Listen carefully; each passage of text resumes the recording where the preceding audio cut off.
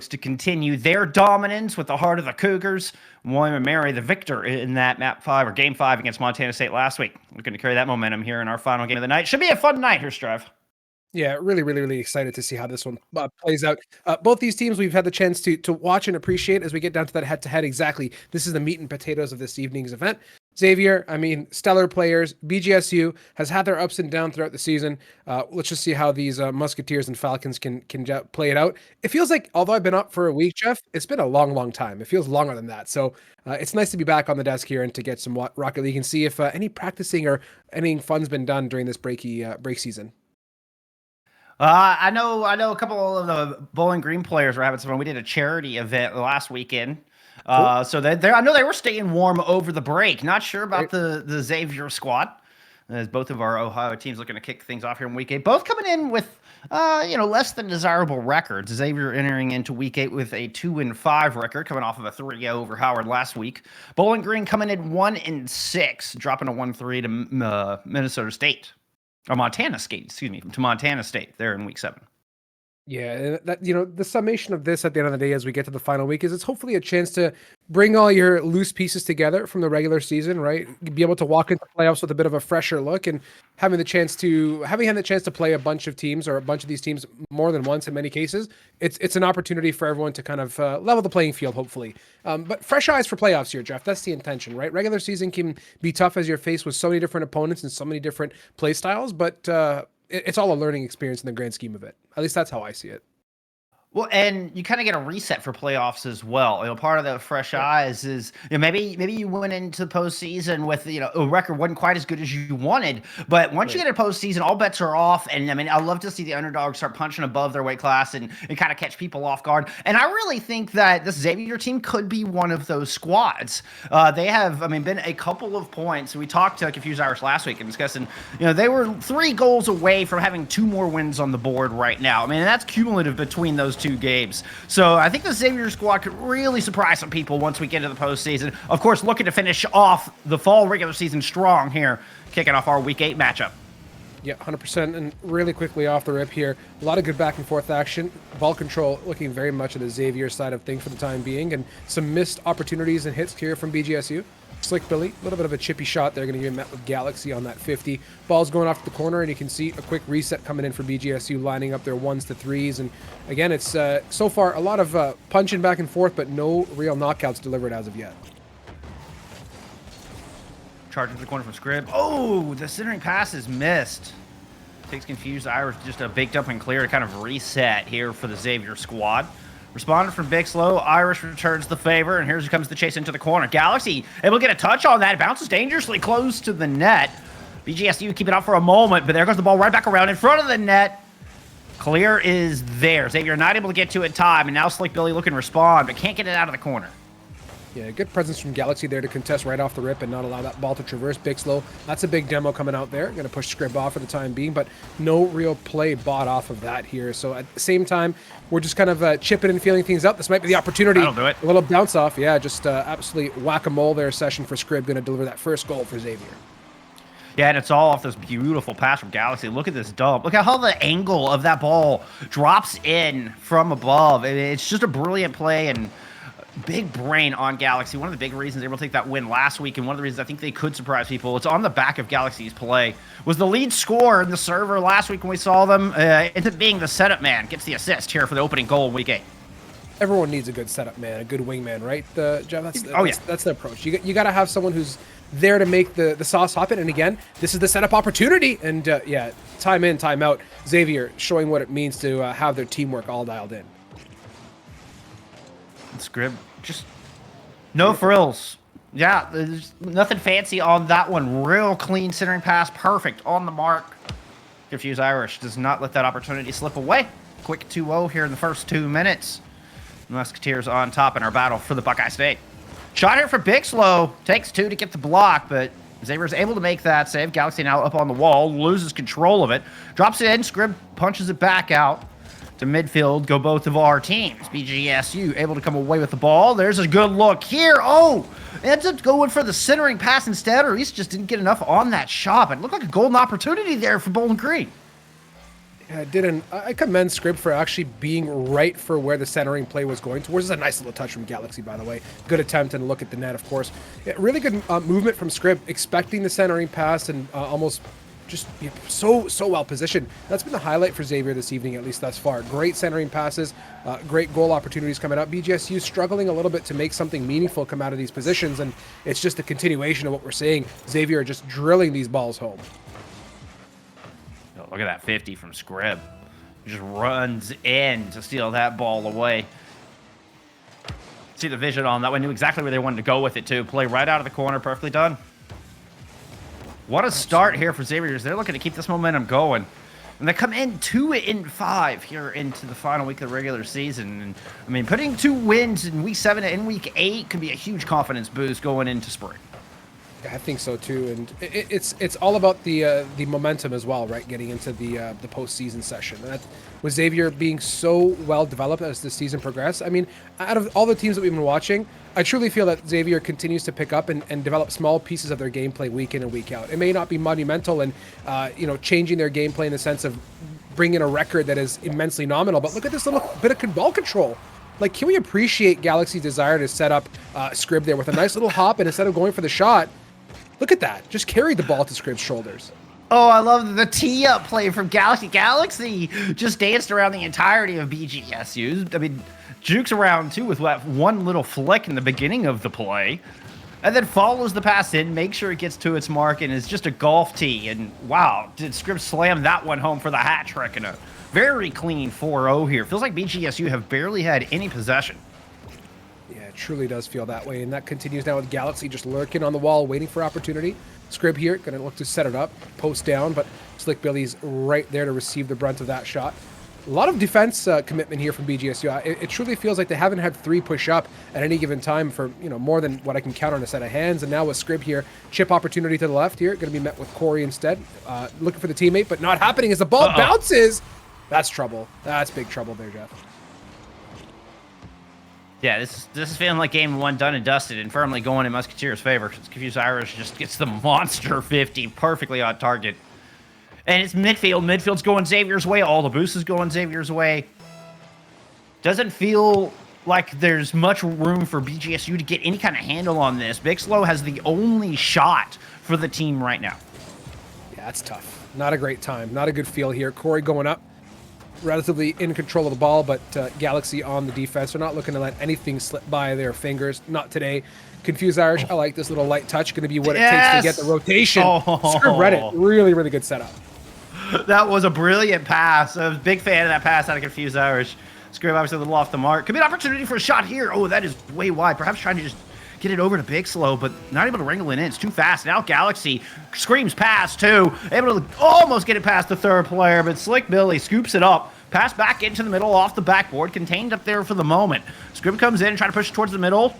Oh, excuse me, I think that was actually Galaxy. Scrib was looking for the final shot. Not able to get it, and ball settles. Yeah, settling indeed, and 10 seconds to go before this game settles itself, and we push on to the second.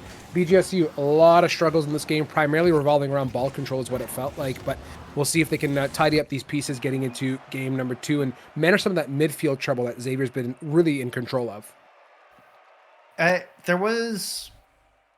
There was like one moment when it felt like BGSU were able to kind of start to get possession. They went a good 50. It was like in the start of the 4th minute. And when we saw the big ping pong, it was the only time we really saw big clears from both sides, which kind of led to my point was when we saw Xavier having to clear the ball all the way down and buy themselves some space. BGSU didn't wrangle the ball in. They didn't get the possession back. They tried to just dump it all the way back to the other end. And they had a couple opportunities to do that, but never really took advantage of taking control of the ball. And then past that, Xavier didn't give him any more chances. Then there was just Xavier winning every 50 at the midfield line, and there was no opportunity. 1 shot total from BGSU. I think it was those moments with the big clears. That was their opportunity to get possession. Hopefully they can find that opportunity moving forward here in this series.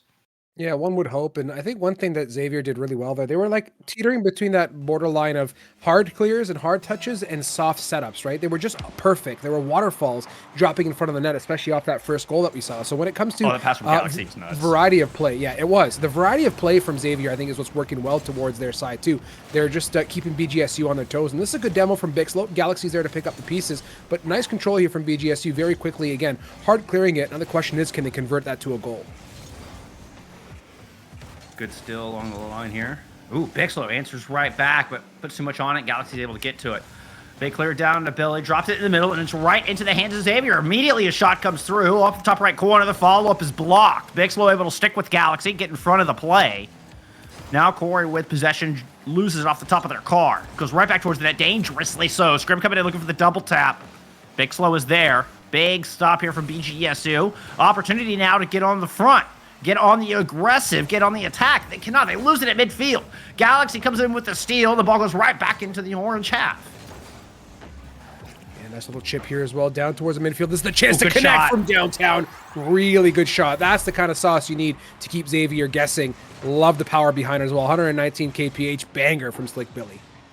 And a big 50 win from Bixlow. I mean, it's not an immediate convincing 50 win, but it bounces off laterally, and Bixlow kind of gets enough of it to get it to a player right there in the middle. One of these challenges right there at the midfield line is everything here for BGSU, and they're able to convert very few shots, but they're able to get one of them in. 100%. Coming in now. Oh. Nice touch there from Confused Irish, at least keeping the ball in the right neighborhood. Galaxy here, chip shot to the left perhaps. A little bit high indeed. Again, the cleanup here. Confused Irish. Jenner and Isle 2 going to come in to get another look at that ball. Great control now. This is very much game one like from Xavier. Just continuously pummeling away and keeping that ball in motion. Galaxy's going to get a second touch here. Not going to look for the third. Goes for the boop instead, but the shot's high. The follow-up goes in, though. Scrib not letting that one get past. We've seen several shots from Xavier off the mark here in game number 2. Scrib finally dials it in. Yeah, it took 2 whacks and then a third to seal the deal, but at the end of the day, the pressure has been really good from Xavier. BGSU in those moments, they got to do a little bit of a better job of hard clearing the ball out from that and not letting it linger. I mean, the backboard shots twice in a row is kind of unlucky, to put it gently, but it happens here. We'll see what we can get here. Again, conversion, the same type of scenario. Nice little clear from Slick Billy this time to at least get it away from the realms of the net. Big push now as well towards midfield. We need a connection, and the only connection, unfortunately, is going to be to the side of the blue Xavier team. BGSU got to find each other. Less of the blue on the screen.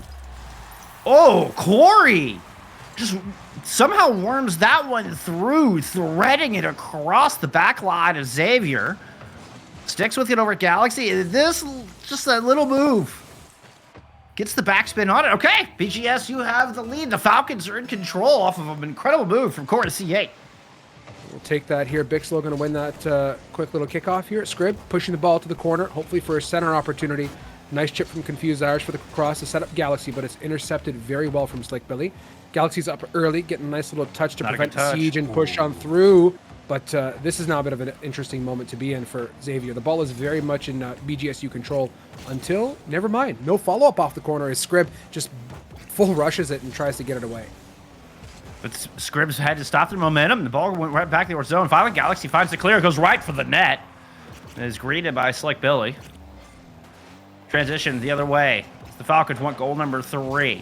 Scribb bounces it to the outside. Will not get this follow-up touch. BGS charges right back in the middle. Nice move from Galaxy. Gets over the forward man. Scribb misses at the midfield line, and BGSU still have the ball in their hood. Pair of them there as Scribb comes in for the big contact. Slick Billy waiting at the line. Xavier one out. Looks like Scribb's just going to try to take a boat over. Nope, try to sneak underneath. Slick Billy able to read that play. Stays on the ball. Galaxy there for a little bit of backup, and into the corner goes Xavier. Scribb here, connection to pass. midfield. Ooh, Yeah, great save. Jeez. Xavier's getting a lot of good looks here, Jeff, but nothing's really converting right now. Is now quick demo coming in as well. This might be that momentum shift that we so desperately need, but it's not there. BGSU are just on a whole different level when it comes to their pushes. And a quick little post down shot. It's good enough, but minute 30s here, still plenty of opportunity for the team in blue. Oh, Bixlow gets robbed of 2 that go off the crossbar. Galaxy now into the corner. Tying goal in the hunt. Oh, and another big stop Corey C8 gets in front of this one, and BGSU's defense continues to hold. Now racing back down the other way. Corey C8 patient with the ball. Drew out a couple moves, but eventually loses control. Scrib now with Galaxy in the middle. Confused Irish in the back. Dumps it into the corner because they had no boost, and it's going to be a small rotation. Galaxy coming in, push up to the front, finds the ball. Runs to muscle pass like Billy. Can't. Ball takes a bounce backwards. In comes some backup, and, well, into the corner went Xavier. Galaxy rotates enough to protect the line. And ends up just dumping the ball back in. Xavier kind of running out of steam here. Confused Irish having to step up, but Scrib got demoed. Yeah, definitely running out of steam. Struggles here for Xavier to make any meaningful touches or cross passes. Looks like BGSU's really signed up that quarter field, or sealed up rather, the front quarter field of their net, not allowing those same types of touches to come through, and a very quick and upfront 50-50 to where Confused Irish is going to be good. Oh! And a nice save from Corey. You like to see the team in orange really waking up this game. Woo! A tense moment there for the Falcons, but Corey C8 just seems to appear out of thin air to make what can be the game save. The game-saving save? Yeah, something like that, y'all. Yeah. 5 on the clock. Xavier has the ball. Timo in the net, and Scrib scores! A bit of a demolition derby on top of that to clean up that mess. Confused Irish, this is a touch, and Galaxy here, really, really nice position. That demo was, in fact, the icing on the cake. Let's take it to overtime unless BGSU got some fun and games in their back pocket, or Xavier, for that matter, for a 4-second goal. I mean, overtime is always a wonderful fun and game. Oh, we know we're not getting it. Bixlo said we'll have none of that. What is this? Off the kickoff. Bixlo just gets past 2. It's a little combined effort. It's teamwork out of EGFC as they win this second game. Xavier took that risky leave the net off kickoff approach here to perhaps cheat the ball and do something different with the minimal time left. But with some cheaty moves or some sneaky moves comes risk, and what that was going to be the win for BGSU. Banger of a second game, though. Much more lively, much more energetic in the midfield. Yeah. And it felt like they were up at the ball a lot quicker that game. They weren't giving as much room to Xavier to control it, and they took some really smart 50s as well, which led well to translating goals. Yeah, a big turnaround. And I mean, those all the questions that we had after game 1. And they provided those answers that you just listed off. They seem to have each one of those things cinched up at this point. A lot more possession. Much better at the midfield line. And we see the results. I mean, we didn't get a chance to see the shots there at the very end, but it had to be more than one, Strive. It felt like it was a lot more than one, which is all they had in the first game. Yep, 100% here. And Corey, this is a nice chip, by the way. Should hit backboard. You got to love what Xavier does, though. Really contesting every ball that comes their way. Not giving much space to breathe. And Slick Billy in relative control for the time being now, bouncing off right to center field. Quick little touch here for Xavier. Corey, again, same type of chip shot, looking to set things up, what you mentioned before, Jeff. Going to be that little back pass down below, but Xavier doubled up nicely in that. I like that little play from BGSU. A good look at a nice power shot. And they're the ones in the driver's seat. They're the ones setting the pace here, and what is going to decide who takes the lead in this series. Bixel up front, able to snag the ball. Can't do a whole lot with it. Just for Scrib to make a move. Confused Irish stops in their tracks as Corey is able to win the 50 up top, but Galaxy comes through to push it back towards BGSU net.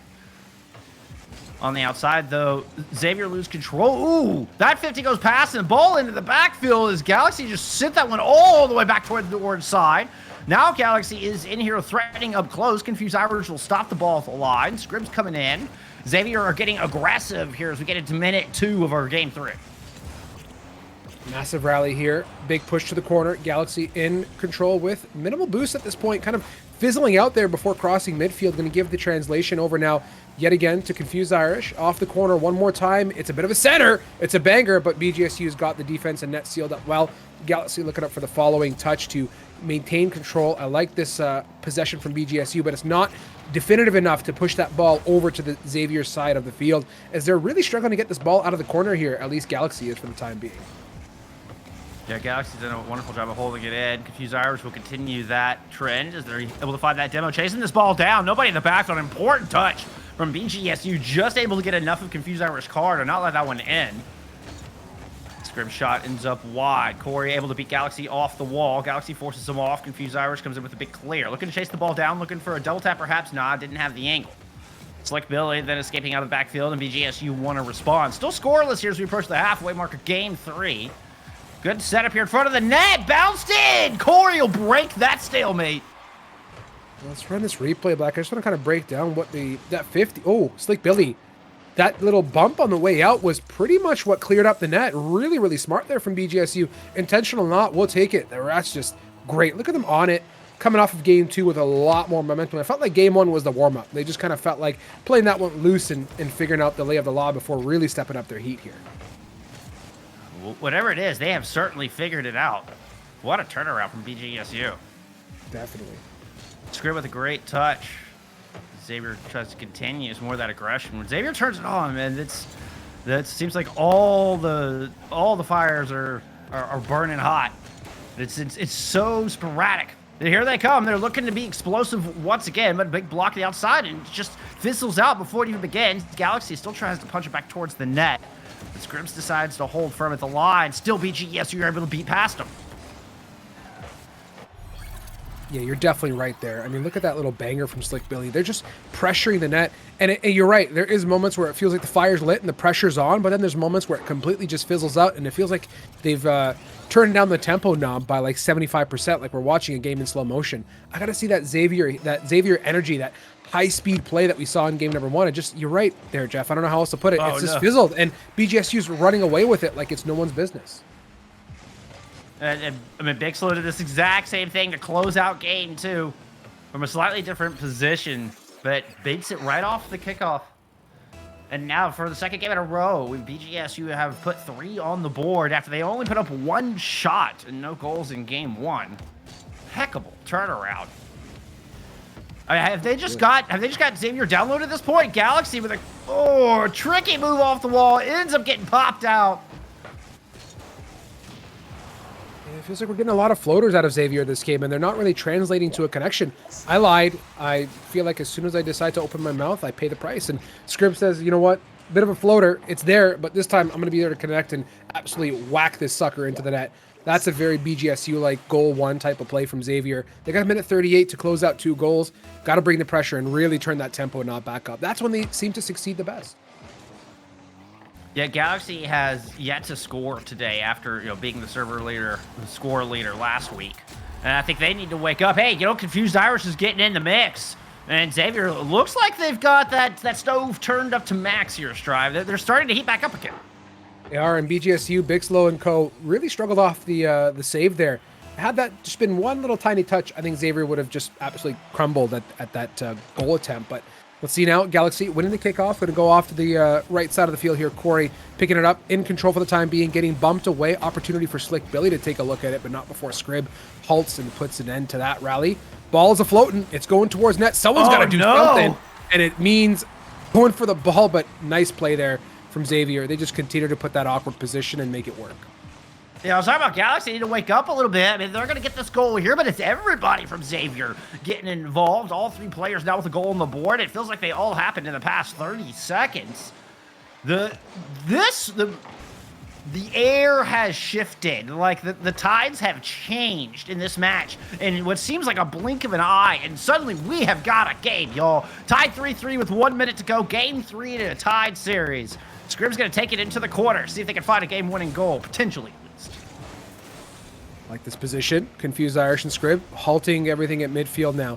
It's the chip over that midfield that we've been talking about, that danger zone in this past series.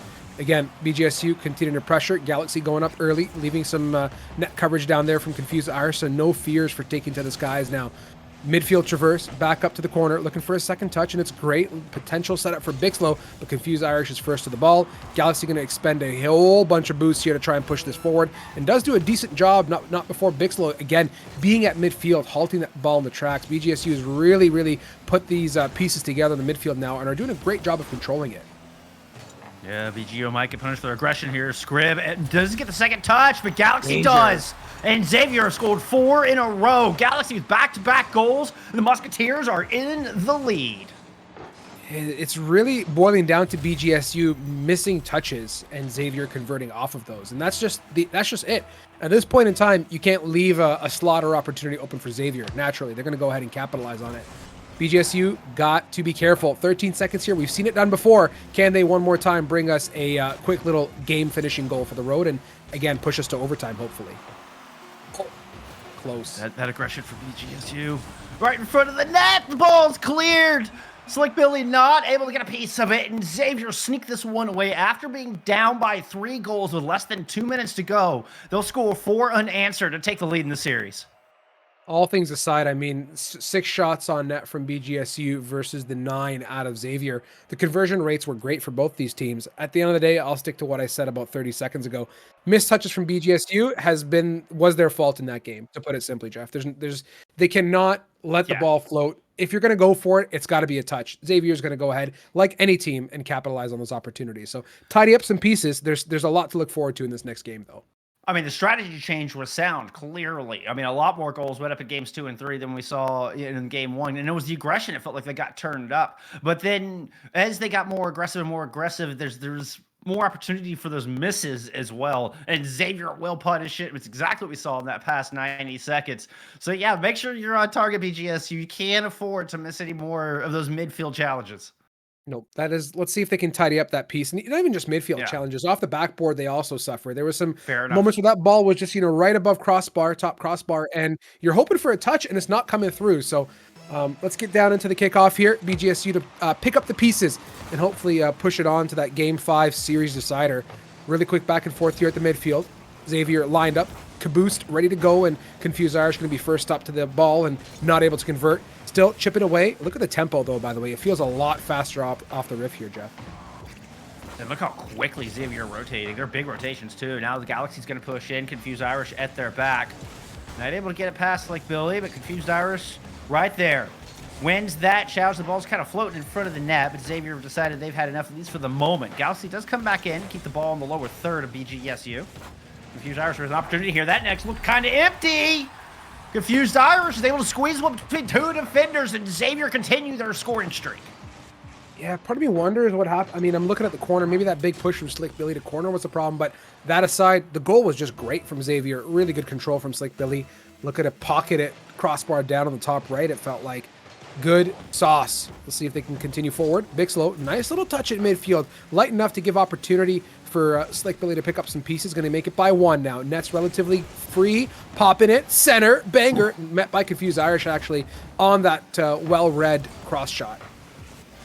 Yeah, both these teams like doing that centering pass for the quick one-timer, and the defenses have certainly started to learn lateral play here just for Xavier to try to maintain possession. Slick Billy to get a piece of it, but not enough. Confused Irish here out of the corner. Drops it up. Was hoping for another player, but Galaxy had demoed somebody. Nobody there for the shot. So now Xavier trying to play off the opposite side. Scrib versus 2. Loses control. Galaxy there with the touch. That's a hard hit ball. Confused Irish cannot get over enough to it. Galaxy is still punching back towards the net. BGSU avoid a minute disaster there and get a clear.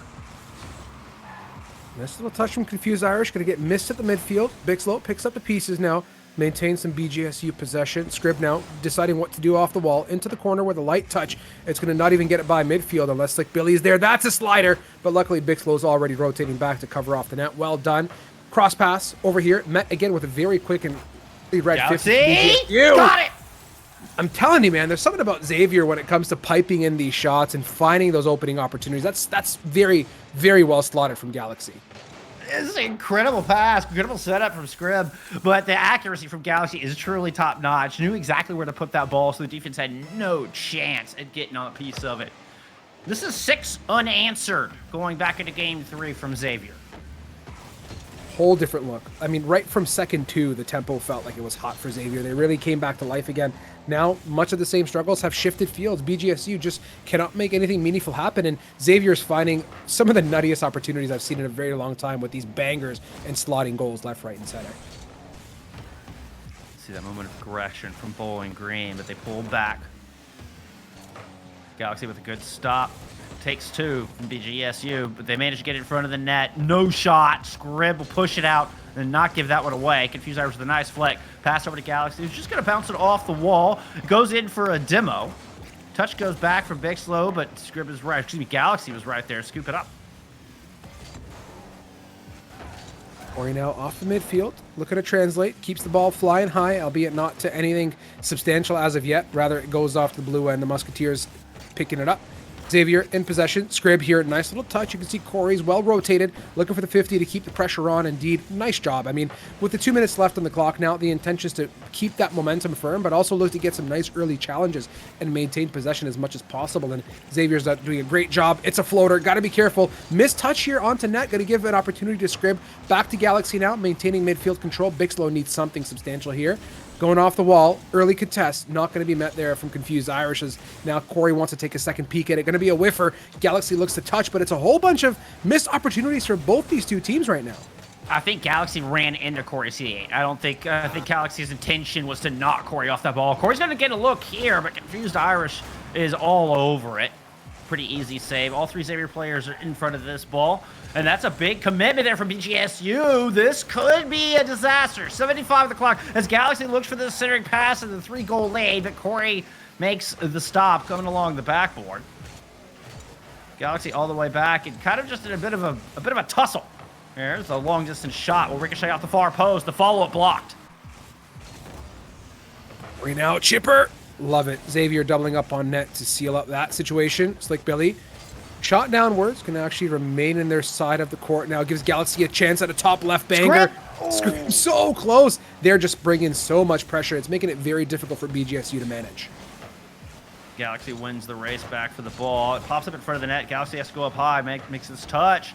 Interesting bounce. Oh, the follow-up shot's wide. The next rebound blocked by Scrib. Punch to the outside. Galaxy gets a piece of that one. Confused Irish tries to get out of there, but gets dimmed along the way. It's like Billy with a look at the goal, and that one is off the near post. BGSU cannot buy one to go in their favor right now. Another shot finally goes home. Nice job. Look at that. All things said and done. BGSU managed to keep the pressure on off the corner. Then Slick Billy showed up for a great little cross pass opportunity. And that's the kind of stuff that they got served just earlier in this game. So a little taste of their own medicine to Xavier. Do they got a 15-second goal to tie us, though, is the question here, Bill Skunk. They've had a couple of kickoff goals here today already. This one will not go. Galaxy will punch it out of there, and it's the nail in the coffin here for the Musketeers. Close. It was shaping up to be that game, but you know what? Am I a believer in 2 goals in 10 seconds, Jeff? I have faith. I truly do. You bet. You know what? Miracles do happen, and the Falcons need one. If they're going to try to send us to an OT here against their Ohio counterpart, rival, should I say. I don't know if that's actually true. But if the score holds, and it looks like it will, Xavier will move on to 3-5 to close out their Fall 23 season, winning their past 2. What a way for them to turn around a 1-5 season and then come back so strong in the final 2 weeks of play.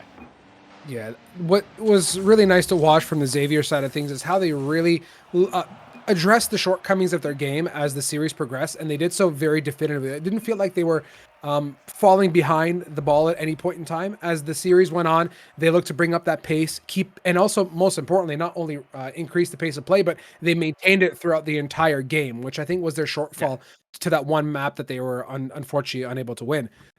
Xavier just showing us what it means to be adaptable and really quick on their feet in the series. I mean, it was a hell of a fight out of the Falcons, no doubt there. It certainly wasn't a walkover. In fact, BGSU absolutely took control of the game there for, a solid 8 minutes. All through game 2 and for the majority of game 3. I mean, the Falcons took control after a really rough game 1. But, they put the onus on to Xavier to make a change, and make a change they did, and adapt they did. And incredible play. Still trying to find out if we're going to... what was that? The man behind the curtain. Do we have an interview for us today? Oh, okay. We're going to get Scrib in to have a little chat. Give us a couple minutes. Let's get that set up. We're going to take a quick break. When we come back, we're going to talk to Xavier. We'll see you in a minute. So you can see what you do. Restless every time we start looking as a lost control. It's paradise with honesty, but I'm in the dead of the night. Teardrops on the floor. The pain is over. Feel the darkness take control.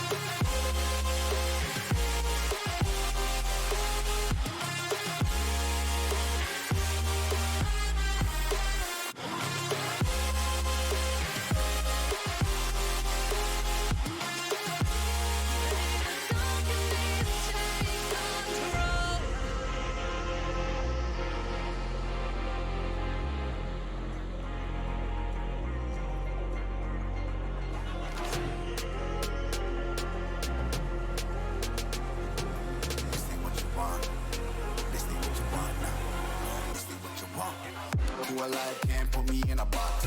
I redefine any definition you got. I am the tiger, I'm making steps to the top. The flames, I whip it up, you just gotta hand me the rock. Take a seat, you cannot stand it.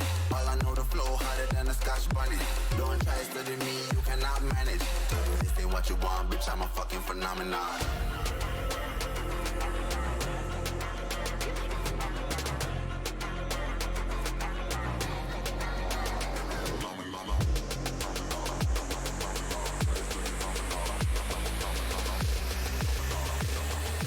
This ain't what you want, bitch, I'm a fucking phenomenon.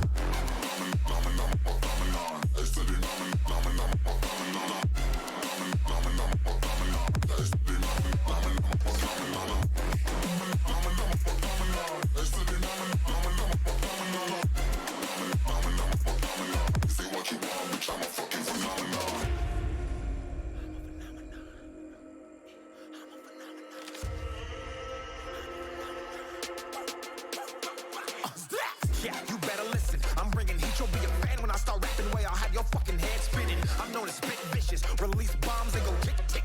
Boom, you blown me that head missing. I'm a phenomenon.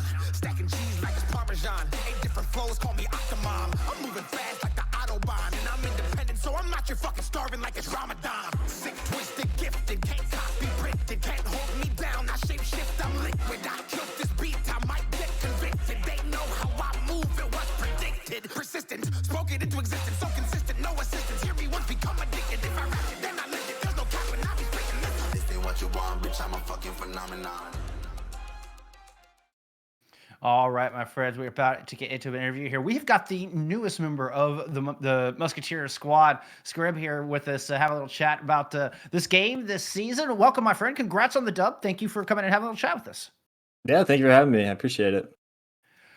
So I've been casting EGF for a little bit now. I remember seeing Galaxy and Confused Irish last year, but I don't remember you on the squad. So tell me, how did you get in with this squad? I know the captain graduated. How did you know Galaxy and Confused Irish? Right. So the XU Rocket League Club has been really integral about getting me acquainted with the guys on the team. It's been really great. I was kind of in the group in my freshman year, and then my sophomore year I joined in, started playing. And both Galaxy and Irish kind of took me under their wing, and it was really nice playing with them. And now, obviously, this year that the spot opened up, they kind of helped me come into the role, and we've been getting games together, and it's translated into me getting a spot on the team. So it's been really nice to play with those guys. I mean, you had a heck of a game, 6 goals on the day. I mean, you had 3 of the goals there at game 1. So it seems like you're slotting in nicely, my friend. Yeah, no, I appreciate it. They really set me up good. So I just try to put myself in a good spot for them. That's cool. You kind of took some of the words out of my mouth, Jeff, and as well, same with you, Scrib. Like, it feels like you found a really great home. And I guess, I'll ask the question that is a bit more focused towards this game, especially. Do you guys felt at some point things were kind of fizzling down? Like, at least from our side, we really felt like the tempo kind of started to die off there in game 2, and it gave BGSC a little bit more room to work with. But you guys really were able to turn that switch. Have you guys worked a lot on your in-game adjustment? And did you feel like in that game you addressed your shortcomings in the fashion that you would have liked? Or do you still felt there was a lot of opportunity to make some mid-game adjustments there and do better than you did? Yeah, obviously, I think there's still some things that if we look back, we'd like to clean up. But I think that's been a pretty big theme throughout our whole season here is making sure we don't beat ourselves. And then that second game, we kind of got behind and started beating on ourselves. And you kind of took a breath, reset, got back into the mindset of like, we're here to play.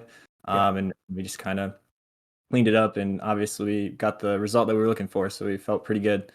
We could move forward with that come from behind win, which is something that we like to see. Yeah, that's excellent. I'm happy to hear that you guys were able to do that. And obviously the results speak for themselves. You guys really were able to change things around, and we saw it and felt it. I think that speaks to what you guys have been able to accomplish this season. So again, from my side, Jeff brought it up, but congrats on the win. And again, a really good pace of events at least here. So I'll pass it off back to Jeff here for the closer. Well, I mean, just kind of following up, Scrib, on what you were saying about keeping morale up. When we talked to Irish last week, he was saying, just kind of that, what a great group of guys y'all have there, and that everybody just does their part to kind of lift up the whole squad and kind of keep morale high. Is that how it felt today? Is just kind of everybody's like, hey, let's get back in comms, let's keep it positive. What was the turnaround specifically today, more as far as morale goes? Yeah, absolutely. I think we got off to a great start, just how we wanted it. We were all talking, we were having fun, and then the second game, a couple of bounces didn't go our way. We started to get a little more quiet. It was a little quieter in our comms. We just kind of had each of us playing our part and talking, getting ourselves back riled up into the game, and it turned out to help us get some goals and get back into the game, back into the series. So just everybody helping out, getting the morale back up, the real team effort. Well, and that it kind of leads into my final question here, was just kind of a reflection on the season. Now that you've had a full season under your belt with the squad, did you meet your personal expectations? Are you happy with where you are so far? What are thoughts going into spring? Yeah, so it was a really fun season to play in. I'm obviously so grateful for the opportunity to be able to play for Xavier and play on the A team. As far as expectations go for the year, I didn't really have any. And I felt like I was just going to try to slot into the team. But yeah, I was just really happy to see a couple of wins at the end of the season, get some of that momentum going, because I feel like we probably could have had some more. But yeah, we're just happy to get a couple wins to end out the holiday season. I mean, your map score is ridiculous for your record. You're 3-5 at map score and have a -3. Like, that's how you have a losing record and only a -3 map score. Really goes to show you how close y'all have played each one of those games. So, chin up, and I have a feeling you'll have a winning record come spring if y'all keep playing like this. It's been fun to watch y'all grow. Any shout outs you want to give before we let you get out of here and go celebrate this victory? Yeah, absolutely. Of course. Shout out Galaxy, shout out Irish, two of the best teammates I could ask for, always picking me up. Shout out to the Xavier Club, all the guys who support us. Shout out to anybody watching, supporting us. We really do appreciate it. And it's always nice to have people out there watching and rooting for you. So thank you. Absolutely. Well, thank you, Script. Appreciate you coming in and taking time. Congrats once again. Thank you very much. Have a great one. You as well. All right, there you go. Script Jr. for the Xavier team and the newest addition to the squad. I think they've slotted in quite nicely there, Strive. Yeah, the questions themselves kind of were almost rhetorical in a sense. You could see that they all belonged. Things are driving. The fact that they have their team synergy together to the point that they can lift each other up and be positive, and it speaks to what competitive esports and what Rocket League is for a lot of these players, right? It's the notion of team, it's the notion of family, it's the notion of community, and it's the notion of keeping a positive mindset, because that can really make or break your gameplay in your series. So keep that in mind, folks. Mechanics and gameplay and smarts is one thing, but look to uplift each other in every given moment, and the results are there to be taken and the seeds to be sown. So well done, and I had a really fun first series. I look forward to more in the evening for sure. Absolutely. Shout out to the Xavier Rocket League watch party if y'all are doing that again this week, because that's awesome. But yeah, Musketeer fans are happy, but we got to move on with our night. We're going to take a quick little intermission. When we come back, UTA are taking on Montana State when EGF continues.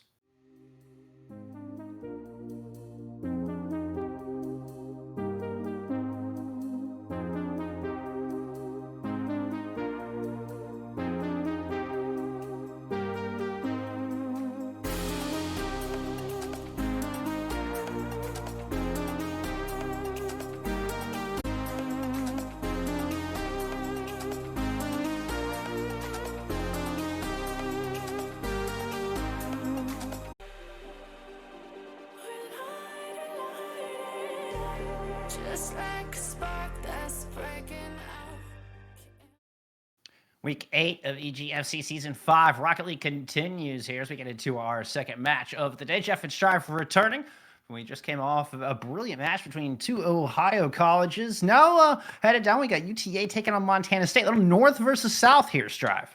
Yeah, going to be a really, really fun one to get into. I'm super pumped after that first game. I always feel like when I get on the desk with EGFC, like I not only like to watch some great Rocket League, which makes me happy, but I just love the whole sense of community and these interviews and getting to know the players. And I don't know, it's just a fun part of it for me. So bittersweet times, but we look forward. Let's get down to this lovely matchup. UTA, as you said, Montana State, two teams that you and I have seen here time in, time out, and some stellar individuals and overall teams to watch here. I'm super pumped. Let's get into the rosters as well here and talk about some of these familiar faces here. Pros, Hem and Chef. You and I have repeated those names multiple times on desk here, Jeff. And then on UTA side, Random Shy, Sin, and Polk. Yeah, UTA with a new roster we've seen from them in the past, but they've still shown, proven to be a brilliant team. Coming in 4-2 off of a 2-3 heartbreaker of a loss to RIT. So RIT remains the only undefeated team here in EGFC Rocket League, but UTA were this close to taking them down. 3 of those 5 games were decided by a singular goal. And then look at the other side, Montana State. They're coming off of a heartbreaking Game 5 loss of their own up against William and Mary. Yeah, and these are the types of little bits and bobs to keep in mind because you get the chance to rewatch these teams and see, hey, for those that do follow and actually do take notes, Jeff does very meticulously. I try, but I can't compete with the likes of Bull Skunk. These teams continuously do a great job of evolving their gameplay and making small changes and learning how to fix their holes in their overall play style. And that's what I look out for week after week, really, is to see the continuation, the growth. After all, as we get into postseason, that's the intention, is to walk in with, like you said, in the desk in our previous game there, Jeff, to be well prepared, to put it the correct way. Yeah, we tried to be ourselves, and the students certainly try to be as prepared as possible. And, well, the Bobcats out of Montana State getting a lot of preparation to take down the Mavericks here today. Polka Dot and the Mavs in blue and already on the aggression is Random Shy with a nice little touch to get around one. He's able to keep UTA in the offensive zone. And again, Ooh, push that's it a on move through. by Ham. Ball in front of the net. Definitely. What do we get from pros here? A little bit of a downwards pop going off towards what was hoping to be a connection, but instead it's going to be Sin looking for the top right pop, but not happening now. Decent control here from pros and co now. Downwards, traveling. So close, but yet so far at the same time. Yeah, and MSU are going to lose control of this one, getting behind him a little bit, but a good rotation to make the clear. Able to reset. Sin saw an opportunity, but it was quickly shut down. The ball goes right back towards the Maverick net. Polka Dot with a lot of boost, able to keep it up, but loses control of the midfield line. Does manage to sneak that big pot of gold away. Montana State have control of the ball. Chef's going to go down, play it out of the corner. Didn't get the control they wanted. Ball popped up, and Sin goes right back the other way with it. 90 in the tank, playing out of the corner. Good touch. Random Shy will keep this one going. Oh, it'll drop down. Chef with the worm burner gets underneath, and the teams continue to go back and forth in a battle for possession. No real looks at the net just yet. A long-distance shot here will bounce off the post for MSU, though. Yeah, here now Ham keeping the pressure on. A very well-protected net, though, is going to be just what the doctor ordered for UTA. Now floating and traversing. Oh, my goodness. Random Shy with what was looking to be a goal. Able to save it while in the depths of the net now. Hard clear out. Going to traverse right back onwards. Chef to catch it now. MSU in control, but struggling to put some good numbers up here against UTA. UTA's fundamentals are just so strong. They're so good with the ball control. 100%. Long distance ball easily handled by Random Shy. Polka Dot and Sin both in position. The defense wastes no time getting that ball out of the blue half. Good cross pass over to Chef, and he goes right back down the other way. Chef doesn't have any boost to work with, though. And Random Shy is able to bounce that one around, too. Ham scoops it up, decides to go the opposite direction with it. See if he can play out of the far side corner. Still not able to get it in front of the net. That one gets pushed into the corner as well. So MSU with some time here in front of the blue net, but no shots to speak of. No, here, this might be the chance for Sin now. Nice little light touch. You can see there, rotations coming out for UTA to get in position, get their 2s and 3s lined up. Random Shy looking to be the one to set up Polka Dot. Instead, no opportunity here as the very up and close personal MSU just continue to pummel away at these 50s and stare UTA straight in the schnoz on these contests.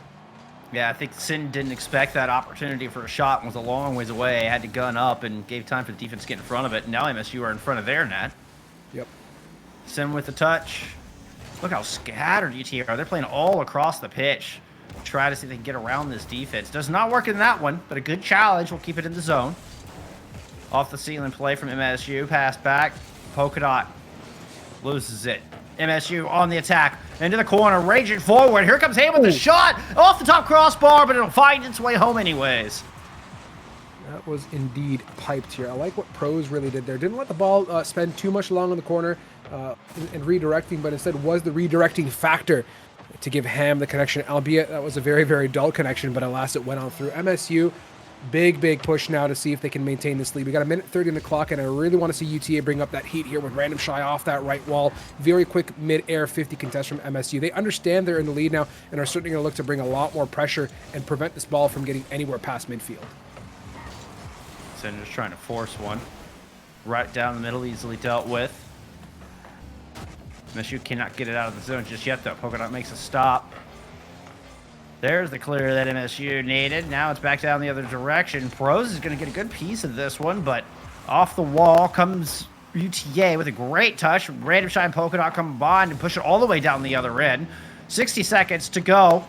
as Sin gets the ball off the hood. Nice flick, gets over one, gets past two, goes towards the net, save at the near post. Punch back in, rebound shot is blocked. And the demo on the backfield, there'll be no follow-up, no third player to speak of. And MSU at least get it back out to the line, and a good touch here will get it past. The last 1 minute of this game is turning out to be 50% soccer, 50% contact football, it looks like, especially in front of the nets now. Polka Dot off to the corner, looking for that second touch, instead landing hood side down, which is the not right side up that you want to be at now. Quick transition for MSU. Traversing that ball very nicely, looking to maintain some presence here on the blue side of the field. But pros, again, touches, but they're not necessarily working out favorably unless Ham can translate, but unable to do so here. Chef going up nice and early now. 10 seconds, they're going to have to really deliver this stocking stuffer if it's going to happen now. Push to the outside, it's MSU who are making all the strikes here in the waning seconds and will knock the ball down, take game one. 3-4. Montana State, the Bobcats steal one away in a very close 1-0. And this is something I can't help but wonder if ROT may be still lingering, living a little rent-free in the heads of UTA, because in a couple of the games that they lost in that five-game banger, it was because they weren't able to score. It was 1-0s where they were getting shut out and not able to find anything home. And here, those struggles seem to continue in Week 8 against the Bobcats. The one goal that MSU did get, I mean, to be fair to UTA, was a really well-slotted goal with, I think, just very much so. Great positioning. So I'm going to go ahead and dust that one off and almost call this map series score 0-0, at least in my eyes. That's what I'm hoping UTA sees it as, because they played a very, very good close game. It's just they let one slip, and such is how the cookie crumbles. But like what we saw or talked about in the last series, positive energy, good morale, look to kind of fix those small holes and patch up their gameplay. And I think they're going to be in a really good place for this next matchup. I would certainly call UTA the favorites coming into this one, not necessarily by a large margin, but just given by the opponents we saw. Given, I mean, you're taking RAT to a game 5. UTA have to be in the running for top contenders in EGFC. Montana State really taking it to them there in game 1, and looking to make sure that we keep their names on our lips as well.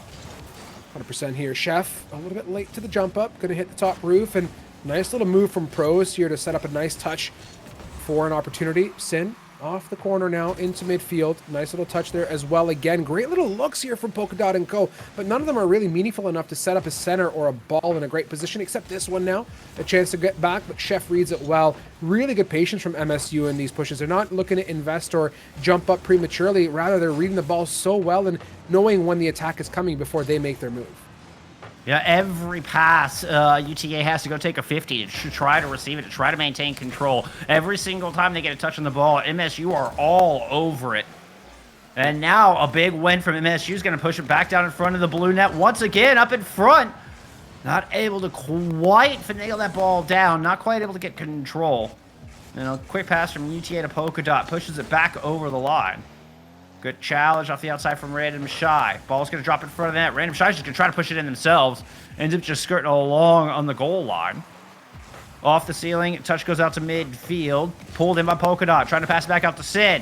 Ball doesn't bounce out enough. And the defense is able to get a touch. Random Shy comes in to try to do something, but misses. And here comes MSU back on the attack. Going up now, Random Shy, missing the ball. This is that opportunity, but again, there's always a plan B, it feels like, with UTA. Sin, traveling, nice little light touch. The redirect, the sauce. That's really, really well executed. And great patience from UTA on top of that. Look at that. The control, the finesse, just beautiful art. And what a bounce off the backboard. I mean, put off the backboard, and Sin's able to finesse that one all the way home. Beautiful indeed. UTA finally getting on the board here after 7 minutes in Week 8. Feels like a really important goal considering the last one ended in a 1-0. Yep, we'll see how it goes though. A lot of opportunity here. Pros. Chipper, albeit not towards net, but rather to the hands of Sin here. Follow-up coming in. Backboard. Oh! Crossbar down, but it's insufficient for MSU to get their head in the game. Looks like the touches are there. They're just a second or so too late. Nice little banger from Ham, but UTA's doubled up on net, and they're playing a very strong defense off that single goal they've got so far. Oh, dangerous play in front of the net. Chef is able to maintain control. MSU were certainly kicking themselves that that rebound follow-up shot did not go in before, but they've got another opportunity here. Through the sky comes Pros. It'll bounce back out. Ham just gets muscled off of it, bullied away. Excuse me, Chef was. Polka Dot in front of the net, drops it down. Sin up, good block, but the ball's still in front of the net. What a touch! It gets pushed away, and MSU dodge a bullet. Polka Dot here, nice double tap setup, well executed and great ball control. Not going to be good enough though to get that to the finish line here. Pros in the corner, receiving it, nice little positioning as well. Going to go for the pass, downwards hit. Really good pass, but not enough sauce behind it to seal the goal. What a difficult move for Polka Dot. It does it again. Comes through for the big save for UTA. They maintain their lead. Polka Dot managed to block both the shot and the pass on the initial save. Comes through and make the big read for save number 2. Random Shy's going to pass this down. Sin's already waiting for it in the corner. Trying to drop it in front of 2. Ham gets a piece of it, credited with the save. Off the ceiling goes the ball, rather. Polka Dot, pass. Sin with it, back into the corner. MSU get just enough of it. Getting exactly what the doctor ordered. Not too much, not too little. The correct dosage indeed here. Sin now. Nice reception off the corner. Going to be a light touch to Polka Dot. Traverse back. Second setup. I like this. I like what I'm seeing, but it's just not on target. Polka Dot wants to clean up the pieces, but it's a little bit too wide for thy liking. Yeah, a lot of push here from MSU now to try and get something through. They're just not able to convert. I feel like UTA had all 3 players in the third there from UTA are committing heavy into this and still not able to get it to go. A high-risk play that has so far not yielded any result, and here comes the big clear. Touch from Sin, able to keep things front and center for UTA. Polka Dot is just going to wait for this ball. Oh, turns around. There's Chef waiting for it too. Bit of a collision in the midfield, and the ball bounces in UTA's favor. Popping it over. Sin to Polka Dot. Instead going to get intercepted by Pros. Off to the corner, picking up the pieces. Nice midfield control now, and you can see the rotations happening from UTA. They're playing it really well. They've definitely understood that the lead is in their hands and are rotating just perfectly on time and always in the right spot to receive the ball. Uh-oh. Yeah, just beautiful. Polka Dot will get credited for this one. Just off the back of this touch, yeah, beat Chef to it just by a nose, by a headlight, if you would. Well done from UTA. And that's all part and parcel to what I was mentioning. They're just so good on the rotates, and they put themselves in the right spot at the right time to receive those opportunities, right? Had they not been far back enough with at least 2 members rotated, I don't think that would have happened. You'd have a hard defender, and that's about it. And UTA says, you know what? Off the 2, we'll take a third for the road as well. Well, things escalated quickly here on the back end of game 2. UTA, assuming there's no kickoff goal, able to hold MSU to a shutout after being shut out themselves in game 1. 100%. Beautiful. I mean, I'm a happy camper, Jeff. I like what UTA did that game. They were just sick to watch. Everything was just slick and sly. I just look back on that one goal from Sin, that gentle floater, the perfect touch. I mean, it was beautiful, and that's what UTA was all about. Yeah, I mean, yeah, it wasn't flashy. I mean, it was just the right amount of touch. Chef's kiss. Just the right amount of finesse.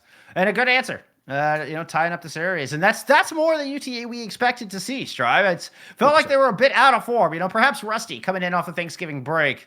Maybe didn't get as much script time as they'd like to get back into form. But, game 2, UTA comes alive, and we're right back here at a tied series. We've got a game, y'all. Yeah, we've had a game, I think, since the moment this evening started. It felt like the previous series was spicy. You're 100% right. With you and I, it feels like we always get great games. And regardless of how they go, they're always filled with action. And off the kickoff here very quickly now. Pros in control. I like this little bit of a look at it. Going to look to seal it in, but pass intentional, question mark. But we'll take it. Amazing look at it by Pros here. Yeah, I don't know if that was meant to be the shot or it was just Chef there at the most perfect time to clean up the mess. No, I think that was very much intentional. You can kind of see a slight shift to get around. Random Shy was coming in for the challenge. Pros opts to go for the pass as opposed to the straight shot, seeing Random Shy coming right at him. I think that was 100% calculated. Chef was right there backing him up. Chef was already making that move. They were already coming in. Pros knew it. That was a beautiful setup and a very quick goal from MSU. They will not be shut out in game 3, that's for certain. Absolutely not there, Chief. And Pros here Midfield chip. Sin's going to receive it in the corner, expending a lot of boost. That's going to limit the translation ability instead going for a light pop over. It's going to be met nicely there by Chef, who's read the lay of the law and the availability of boost. Now downwards banger off the ceiling. Not going to happen here. Polka Dot on the corner. Cleans up this mess. Potential second touch is going to come in from Sin, rather. That's the kind of attack you want to get from MSU on that crossbar down situation. Just pummel that sucker and get it away from Danger Town. That lob looked so good. That lob was so dangerous. Yep.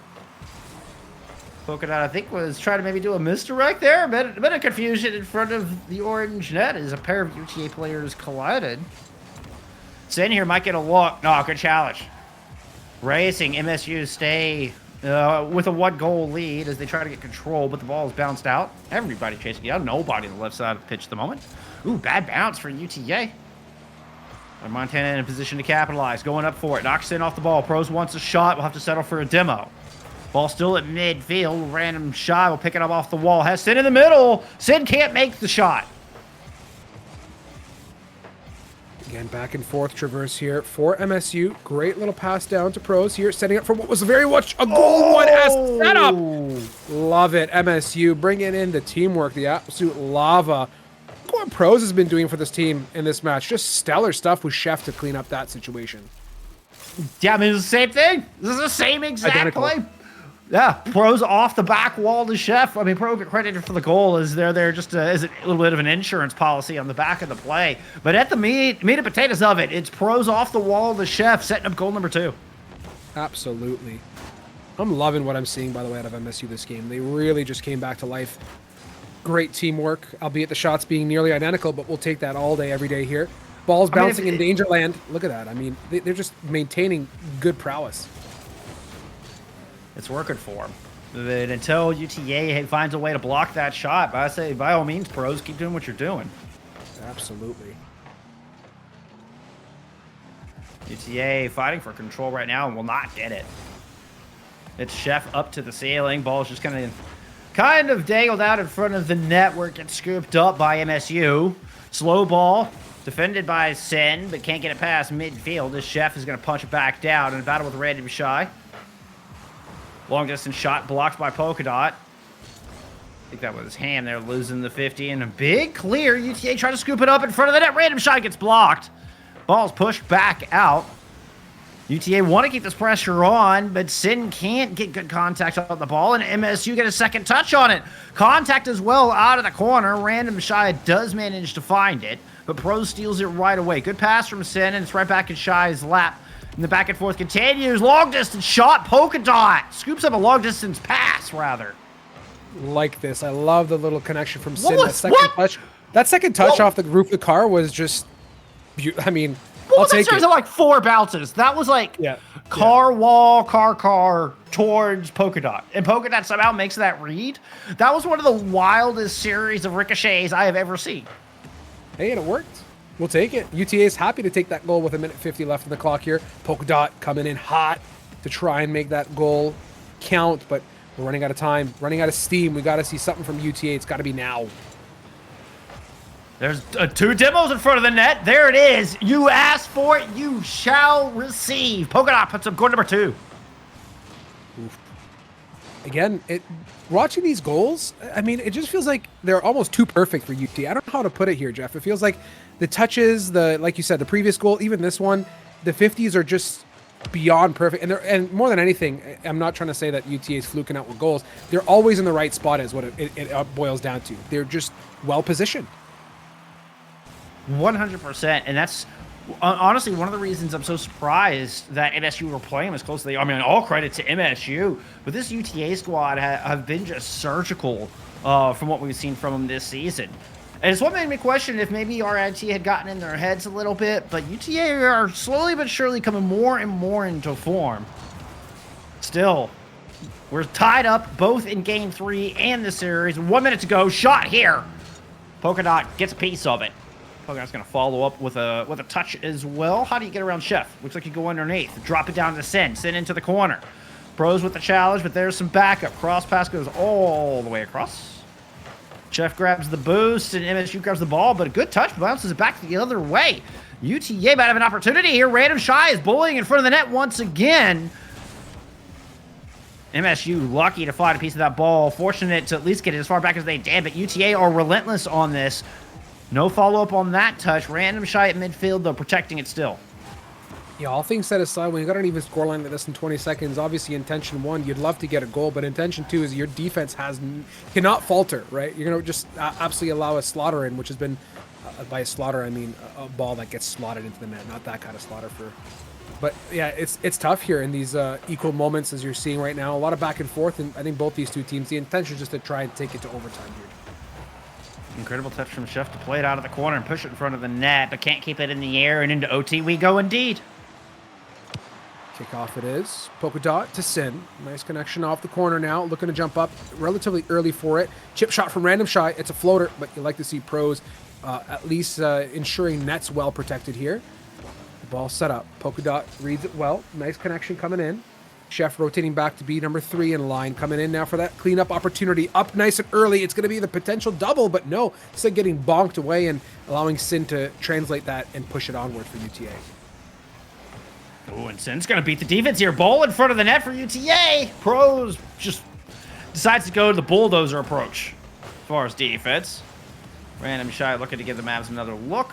Double commit from MSU, but they clear the ball all the way down the other side, so no harm, no foul.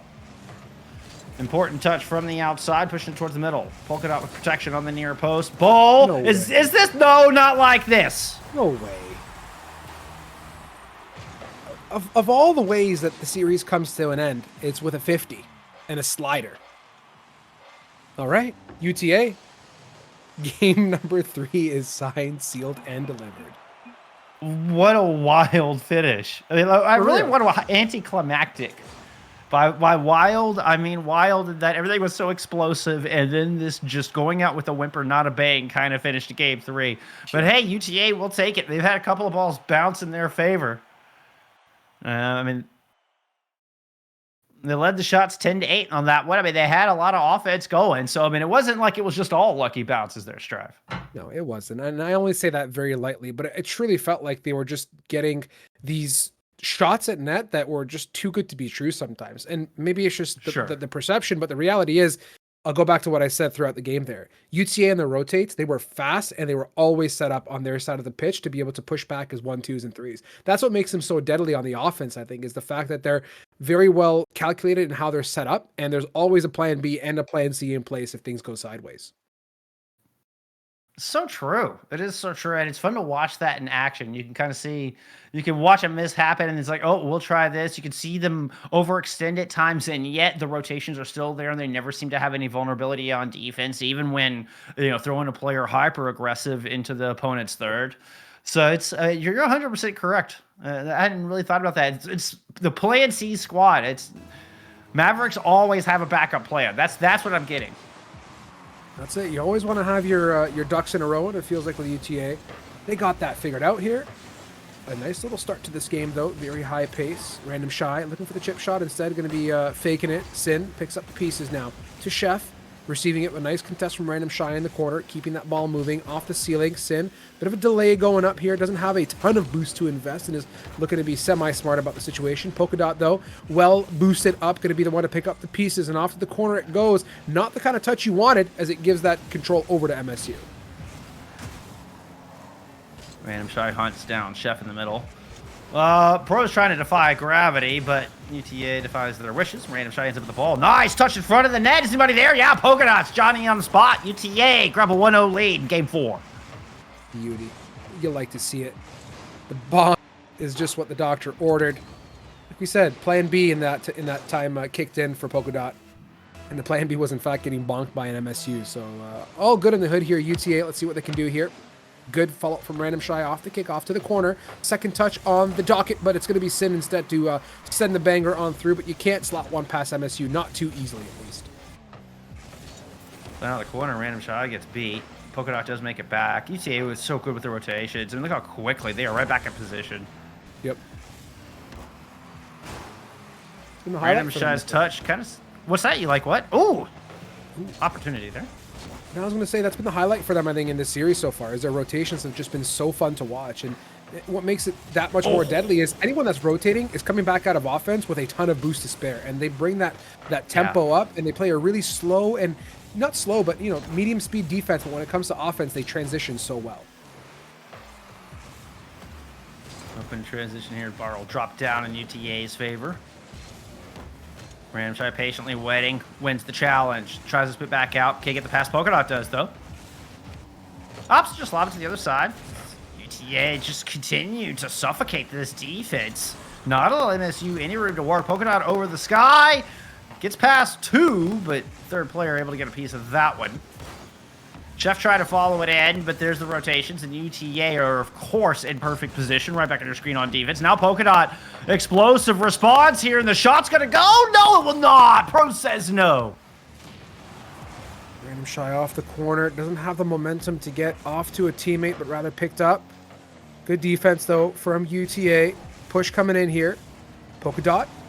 Precarious little touch, but it's going to be good enough to move the ball to a corner and at least get it away from the crossbar. Big push now here. Pros off as well. A lot of interesting touches coming up from both these two teams. Not necessarily moving away from these corners as much as I'd like to see now. A floater, again, same type of fiasco in the corner. Well met there from MSU. Translation back. When are we going to get a look at net here? Please, 2 minutes and 15. Somebody drop us a banger. That one's not close enough to target to be considered a shot. I've been spending a lot of time at the corner. It seems like our two teams' comfort zone. They like setting up initially out of the corner. If they're not comfortable, they're just going to pop it right back over there. Off the wall, Sin will finally answer the call. Sticks home goal number 2 for the Mavericks, and it's another one of these just long distance, nicely calculated shots. You'd almost expect that to be a direct banger, but instead it goes off left wall. Again, like just really fun shots coming out from UTA. And it's what's keeping MSU very much guessing. MSU now have 2 minutes to respond, find a pair of their own. Otherwise, they will end the season at 3-5. And I mean, that's 4-4. It's a big difference from 3-5. And Pros knows it and has just inched Montana State one step closer.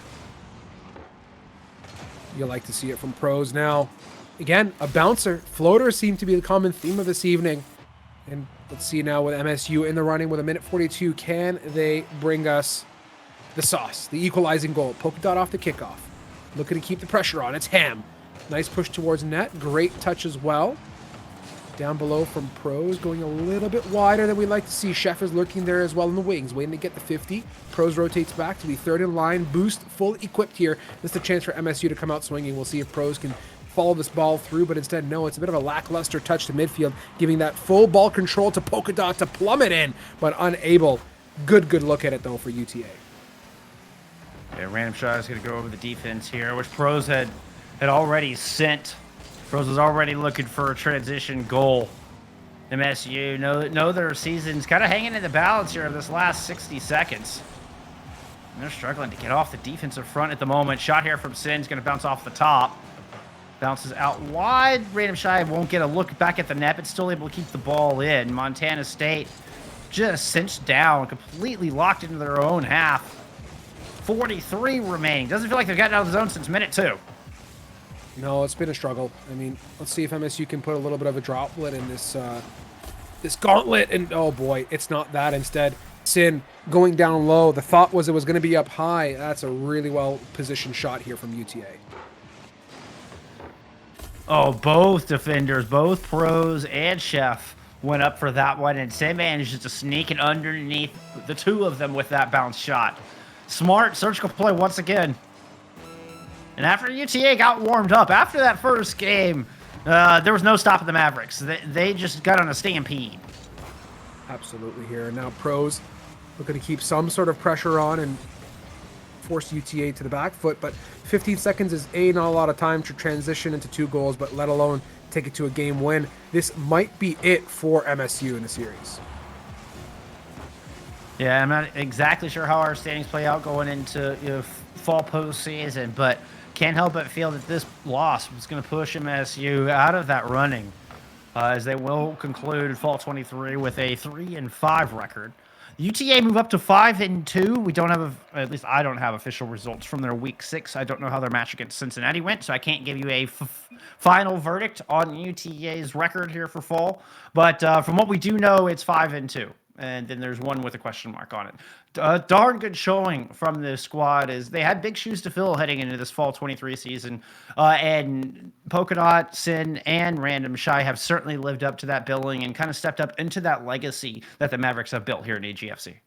110%. They're just been so fun to watch week in and week out. I've learned a lot from their gameplay, and they're just really well polished, is what it comes across as. Yeah, I am going to remember them for their rotates and their positioning. That's what stands out to me. And with those fundamentals dialed in, they're able to set up opportunities and get good looks at the net. And that's where kind of you start to look at the tree of Rocket League, or the tree of life, right? A tree starts from the roots, not from the leaves. And I think UTA definitely has their roots well settled into their gameplay. Surgical fundamentals. Well, no word yet on whether we're going to have an interview, so it's a bit of a mystery. We're going to take a little bit of a break. We might have an interview. We might have another match for you. Who knows? Stick around. Find out.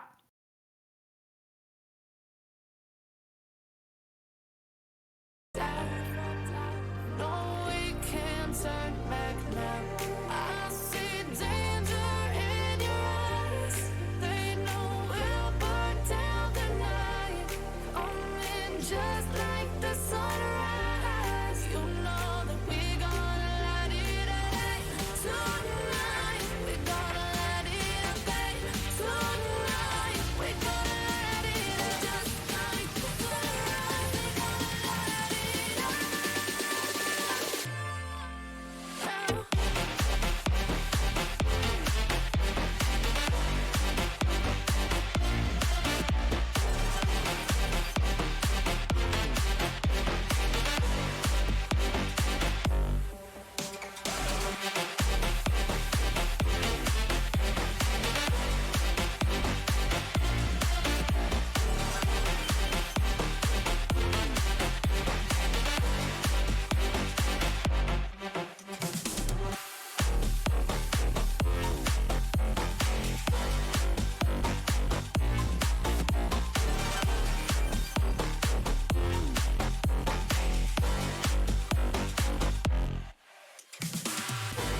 I'm on my own, broken alone. I feel the rain crashing down all around this empty town. We're searching for the lost and found, but you don't care, you're unaware. Keep moving like the scars aren't even there. It's in the air like a blazing flare. Don't stare 'cause the flames will burn us. I thought you were the one for me. That's why I gave you everything. Held you close by the stormy seas. Oh, you meant the world to me. I used to kiss your head when you cried for me. Hold your hand while the pain was over. Keep you warm by the roaring sea. Oh, you meant the world to me.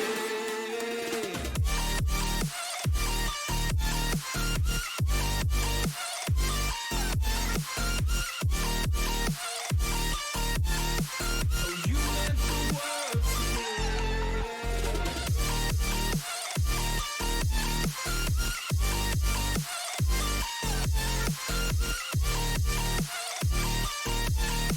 Oh, you meant the world to me. My darling dear, you're never here. When I'm in pain, you hide and disappear. Like shadows in the atmosphere, charting the stratosphere. Yeah. I prayed for you and kept you near, in hopes you'd chase away my fears. I'm on my own, you made it so, and now I'm chasing nightmares too. I used to run with you through the great big leaves, laugh at you when you laugh at me. Hope for us because I believe the home was just you and me.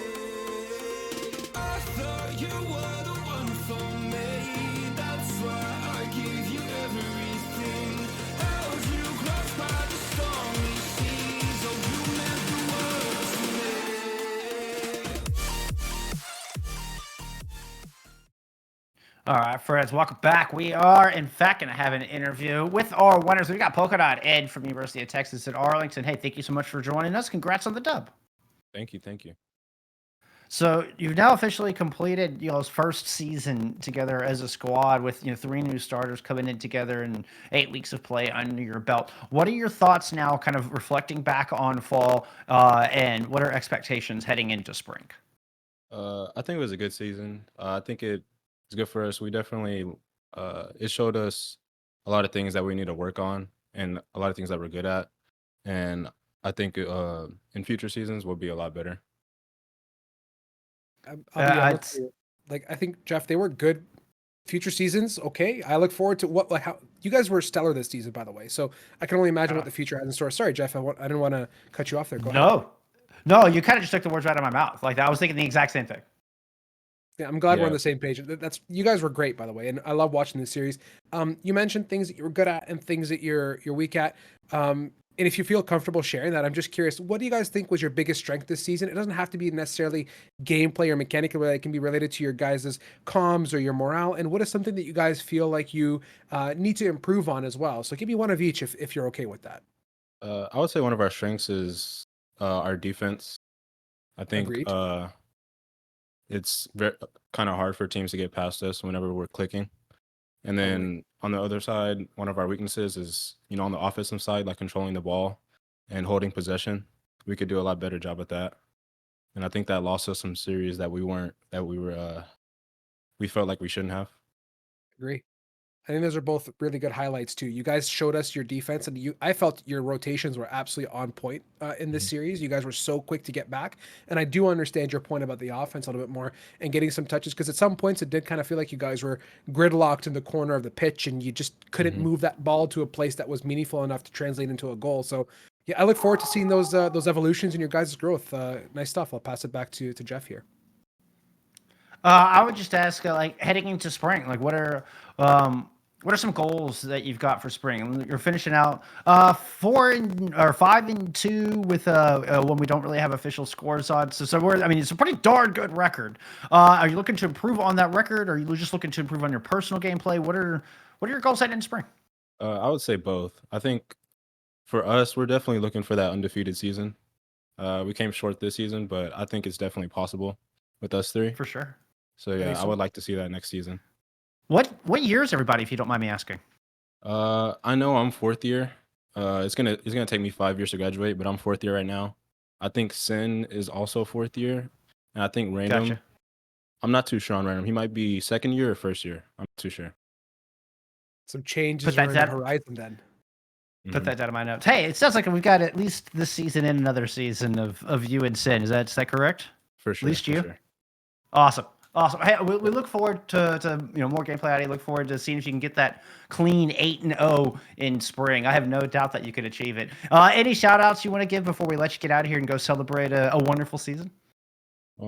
Shout out to my teammates. They're cracked. I like it. Short but sweet. Thanks for coming and talking with us. Congrats again on the dub, and we'll look forward to seeing you in spring. Thank you all. Y'all have a good one. Thank you. You as well. All right, Jeff. All right. Fun times. Great interview. I like to hear it. And I'm most keen, you add it to your notes, and I'm starting a Jeff-like note system as well for myself. I want to see how UTA evolves, right? It's a great little conversation point. Are they going to come out and fix this offense as they get into spring? And where do we go from here? Where is the future of this team? You did say they're here, and we do know they're going to be here for this season, at least one more, but changes and time flies very, very quickly. So we have to see some reforming and growth of UTA as the years progress, not next year, but the following especially. Hey, and it's important to remember the positive. I like how there was a focus on both the positive and things to improve on, because that defense was completely, that was stellar. They only gave up 3 goals in the last 3 games of that series. So they're certainly living up to that billing, and looking forward to seeing that continue to improve, and it will continue to hold as well, continue to frustrate the rest of the teams here in EGFC. But speaking of, we do have more teams coming up just around the corner. We're going to take a quick break, but your final week of our fall 23 season will continue when we return. You think I would look pretty on your arm once you cover up my bruises and battle scars, but it always ends the same. Can't Remember the things I've had to face. Girl, you cry. So let's get down to the head-to-head. For those that don't like to squint their eyes and read down below, here it is blown up on the screen for you. Washington State University Cougars going up against Howard University, the Bisons. I am excited to see these two teams go at it. We've seen Howard struggle throughout this season. Some rough moments indeed. For Washington State, though, they're prim and proper, running with a really good record into the season. I don't have the latest and up-to-date standings, including last week, but my last look from the 8th of November, it seems like, says that Washington State was in 6th position. Howard sitting at the 16th slot. So we'll see how this particular matchup fares as we let's hop to the rosters here. TDS, take us through the goodness of who these two teams are. Exactly. Over on the side of Washington State University, we have Fitz, Shark, and Wimples. I'm not sure if I'm butchering any of those, but I'm sorry just in advance. And then on the side of Howard University, Flash, Emir, Batsman. And it's going to be an interesting matchup, like you're pointing out. Two teams that maybe have a bit of a different story looking at standings from before, and then maybe over in the more recent weeks, a bit of a different story. But overall, teams that are still looking to try and maybe impose themselves in a much more effective manner. Even though Washington State is much higher up, they're still not what you would consider a top of the table team, right? Like 8th position, it's not necessarily the top of the top. So you still want to try and accommodate yourself in a better manner and try and reach those higher standings. As for Howard, it's still not completely bad being that down below, because that just means that you just have a pretty clear route towards the top, but they still need to find the opportunities to try and get to those points, and maybe this could be the influx point for them. Yeah, 100%. They got to find their stride at the end of the day. That's the bottom line of this conversation. And the season's been long. It's been a journey and a half, but I think every team that we've had the chance to watch and cast this series or this season has talked about their growth and their involvement as a team and how they look to more into the future. So let's get underway here. Kickoff very much completed, signed, sealed. Already started quite aggressive over on the side from WSU. Immediately goes forward with Zuko scoring the first one, and quite the aggressive start. They go all in with the first initial plays, trying to put the backs onto the wall from HU immediately, and that just forces the first initial goal. Really quick, really fast, and love the way that they decide to start. Yeah, I'm with you on that one here. Again, kickoff now. You got to keep your eyes peeled on Shark and Wimpulse. These two are historically known to be demons working together, finding opportunities and sending each other. Zuko there fits off in the back end, comes in for the cleanup on that one. Really, really nice stuff from WSU. And we're just, 17 seconds into the game? Amazing. That is a quick start for the side of WSU, just wanting to be as dominant as possible to start off this game. And like you're pointing out with Wimples and Sharks, it's Zuko that is finishing the plays, but overall those two are setting the team up for success in a really effective manner, and so far they've been doing an amazing job. As we see another one, and if I'm not wrong, it's actually an own goal, and luckily there for Batman. Yep. Or no, actually Wimples wins it over perfectly. Thought it was a slight touch by Batman, but it's actually Wimples with a really nice touch at the end. Yeah, good stuff. I mean, WSU looking very, very strong here thus far. See how it goes now. Kickoff off towards Zuko's side of the field now. Shark transitioning, looking to stay relatively in control. A bit of a whiffle there from Howard, but it's Flash to keep the ball moving in the right direction now. Pushing it onwards. Shark up nice and early, coming a little bit short off the ceiling here. Picked up the pieces one more time by Wimpulse, sending it off to the right neighborhood to be connected by Zuko off on the left side here. Flash midfield touch and a tap. Still looking to find opportunity as Howard, but they're just knocking on a bunch of empty doors. The midfield control for WSU is just superbly good. Exactly. So far, it's been a bit of a WSU solo recital, but at the very least, you can see that HU finally pushed them back away, at the very least, for a bit from their goal. That's the initial point that they need to start looking for, then controlling the midfield, and then from there try and set up their plays for their own goals and try and get success from themselves. That is such a nice layup by Zuko, but it doesn't really reach the goal at the end though. Really good layup indeed. I love that self-set play, the hop into the air to traverse or translate to the air dribble after that. But here, Shark now off the right wall here, maintaining some good control. Good midfield contest coming up from Wimpulse now.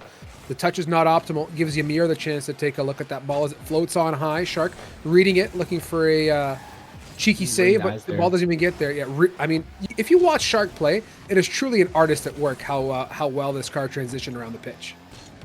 100%. So far, really nice touches, slight touches, not even long ones, to try and set himself up for as much success as possible.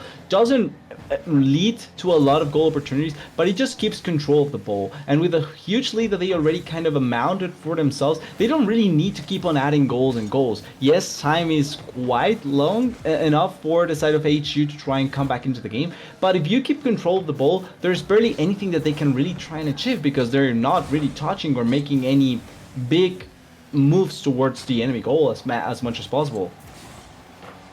100%. And watching this unfold now for WSU with a 3-0 advantage, you must be feeling pretty good there, TDS. No real major concerns, but you know how Rocket League goes. We all know how it goes. 2 minutes and 20 left here to summate this game. Gives Howard a lot of opportunity to try and get forward, but they continue to struggle to even clear the midfield here. Ymir going for the touch, comes up short, and you give an inch, WSU is going to take a mile, and they're able to capitalize with yet again another one on the board. There's not a better way to try and put it down, right? The fact that they just slightly missed the ball there sets up for Suku to get the last touch onto the goal. And with a 4-0 lead, feels like even with 2 minutes left, it's going to be really difficult for the side of HU to try and mount a comeback. It's not impossible by any means, but they need to be quick with how they get goals back. And this is the part that I kind of see lacking from themselves. Yes, they finally pushed them back by a bit, but they never really pressured the issue as much as possible into WSU's goal. They never forced as much as possible. They weren't really aggressive, even if it meant leaving spaces behind. And it just at the end cost them, because they never really got a goal opportunity that was good enough. Yeah, this whole game has been very, very troubling for Howard, top to bottom. The WSU presence right from 17 seconds in up until a minute 33 left now, with Shark getting up nice and high as well. It's just been a relentless barrage on the net, and they've struggled to have the right clears. They've struggled to get to the ball in time, and it's just dropping into the laps of WSU. Howard have a little bit of work to do getting it to game number 2, but it's nothing too far out of reach, like you said there, TDS, in the pre-match. Both these teams, stellar to watch, great performances in their own ways. They just have to put these little pieces together and translate them into goals. As again, WSU, minute 26, up by 5. It's a lot of problems on the pitch here for Howard. Exactly, but one of the big advantages of playing BO5s is that you have room to make mistakes. You can lose out on the first game really handily, but then come back in the next 3 and be able to turn around a really dire situation. It's not impossible by any means, and I think that for how the game has been going for HU, yes, they have quite a bit to try and correct, but I don't think that it's impossible for them to try and find the kind of plays that they want to look for. For WSU, I feel like what they need more for themselves, looking at a longer series, is trying to keep themselves in the right state of mind, right? Not get overly confident, not give up weird plays or weird goals, and it feels like they aren't going to be going that route at all at this point. They're just going to try and keep the pressure up as much as possible. Yeah, it seems like Howard's a little bit indecisive here. They're just getting beat to the ball left, right, and center, which is making them react as if they're on the back foot consistently. And again, a not so great net departure gives Shark an opportunity to hop that ball. Zuko passing left. Shark reads it really well off that left wall as well. Catches it so nicely and just maintains excellent ball control to deliver that goal for WSU. Common theme here. Really good speed, great tempo from WSU, and a lot of great meaningful touches and ball control all across the pitch. And I love that you touch on the tempo part, because it does feel a bit that maybe WSU is playing at a 1 speed higher to HU, maybe 2, compared to HU, and it's making their plays be much more effective and much more consistently quick compared to what HU can try and accomplish. So maybe looking forward to future games, seeing as this pretty much is completely over, then the main idea I would like to see for HU to try and correct is playing with a higher speed, trying to play faster, trying to contest faster to WSU, and that way maybe find more opportunities for themselves, because it feels like they are just not finding the right speed to try and contest. I'm with you. I mean, Howard was a little bit more reactive than proactive in that game. And I think that's where WSU just understood the pitch well and read the room and was able to just maintain constant pressure, and they were the driving force of that game. We've also had word really quickly that Windexis is going to be subbing in for Shark here, so a little bit of a player swap, and I've been told the reason is just to keep the players rotating and get some game time in for Windexis. So Shark, although was stellar in performance, now going to take a bit of a back seat and just enjoy the ride. Talk to me, TDS. Where's your mind at? I mean, you really gave me some good insight on how you felt Howard can improve. What were some of the highlights for you from Washington State, if there's anything to add on to what I've mentioned already? It feels kind of difficult to add more when the team wins so handily, right? Like because they won so dominantly, it's kind of difficult to add extra layers onto it. Maybe with the change of players here, with going for Windexes instead of Shark, the type of play style does change a bit over on the side of Washington State. But I think that the idea will keep being consistent, and that's something that maybe it's the plan when looking at these substitutions, is that you want every player that is sliding in add their own unique spice, but keep the system working in the same way. You see this essentially almost every time in other team-oriented sports, right? Even with a change of players, you want the right system to keep on working and be the mechanism that you want to look at. And that's probably what Washington State is trying to accomplish here. And Windexes maybe provides even more aggressiveness or something more in that sense for Washington State, and that also adds onto the machine. So I want to see how Washington State play around this player substitution, and how much value Windex is going to add. So exciting how things can change in a matter of 2 seconds in the game. We get a nice substitution. Yep. We're right back into it with game number 2.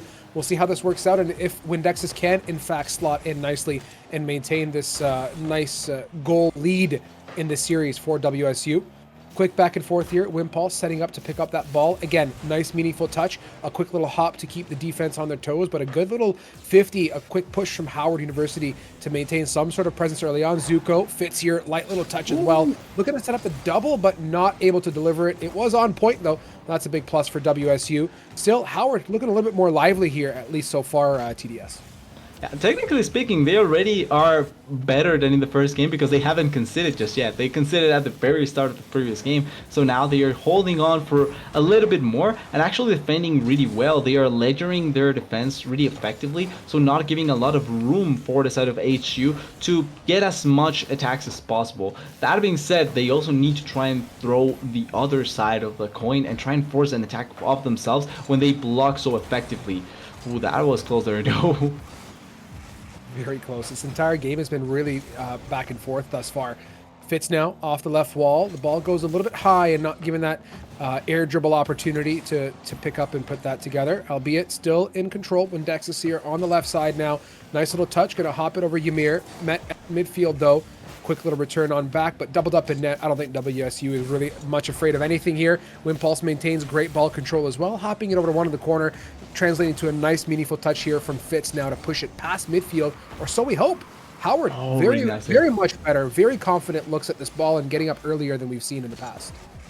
They are trying to ump their speed as much as possible. That was such a nice touch there by Zuko though. Almost ends up netting the goal. But yeah, looking at how HU is moving now, feels like they are trying to ump their speed as much as possible. And it's netting them actually more control over the midfield. Yes, they can lose the ball quite a bit. But overall, the speed at which they are playing at, it's much better compared to the previous game. And they just need those slight last touches to be able to push themselves even farther into the enemy goal and be able to get the lead as soon as they can. Because right now, actually almost going over to half the game.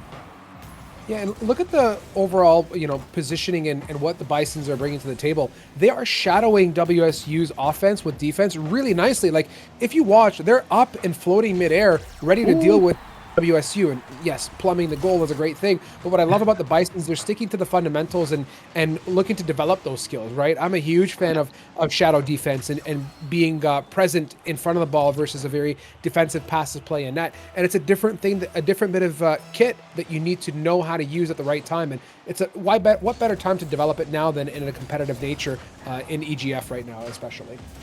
100%, and I know people are going to stick with the end result, and obviously being able to get the goal is going to be much more important for WSU because it does give them the lead.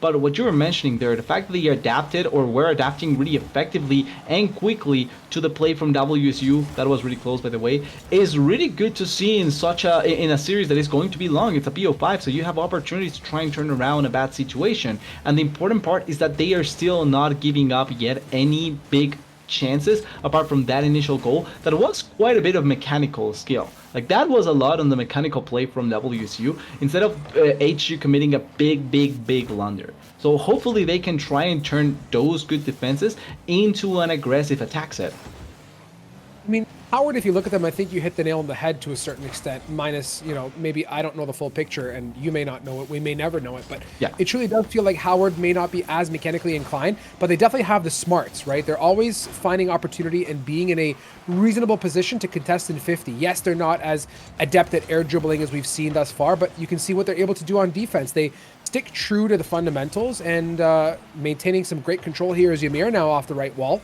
Again, not necessarily the right touch to a connecting player, but it's good enough to keep the ball in motion and at least away from their net. So it counts for something. Howard just needs to continue to peck away at it. This is the 50 opportunity. Win pulse from down below. There was also more than one WSU defense present. So again, hard chip. Batsy man, do we get a plumb-in shot to Fitz? No. Zuko on top of the game.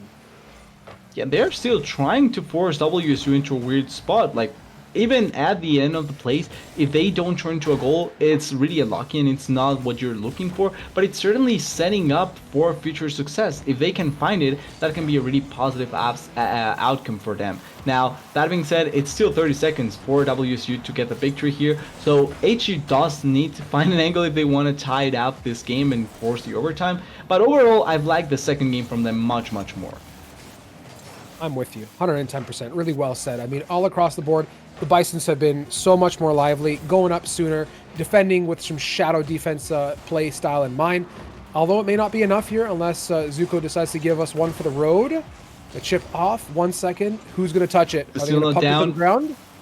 Wimpals up and going to do, at the end of the day, let's get that ball away. Ooh. Let's get one for the road. Fitz to pack it away for WSU. Take the second game with the 2-0 scoreline.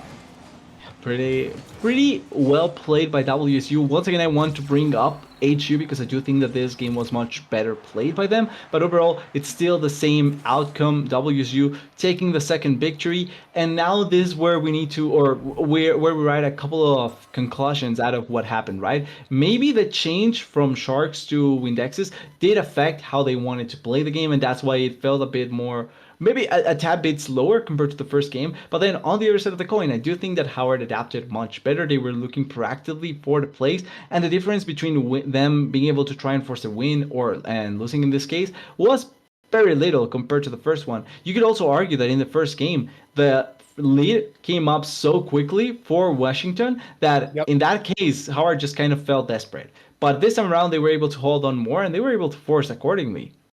I think I lean a little bit more to your second statement than the first part of what you were saying. I definitely think like when you come out of the gate 17 seconds in with a 3-0 goal, it's a whole different game. Like you just feel you have more confidence naturally, rightfully so, right? You're going to be a little bit more adventurous, a little bit more aggressive. And I think that just funnels into the thirst for boost, the thirst for speed, the thirst for faster gameplay. So getting now into the potential win here, the series win for WSU or Howard to step in. If we're going to follow some chronological patterns, if the last game was better than the first, then the third's got to be better than the second. So let's see if the Bisons can step foot in here and hopefully take a map win to their name.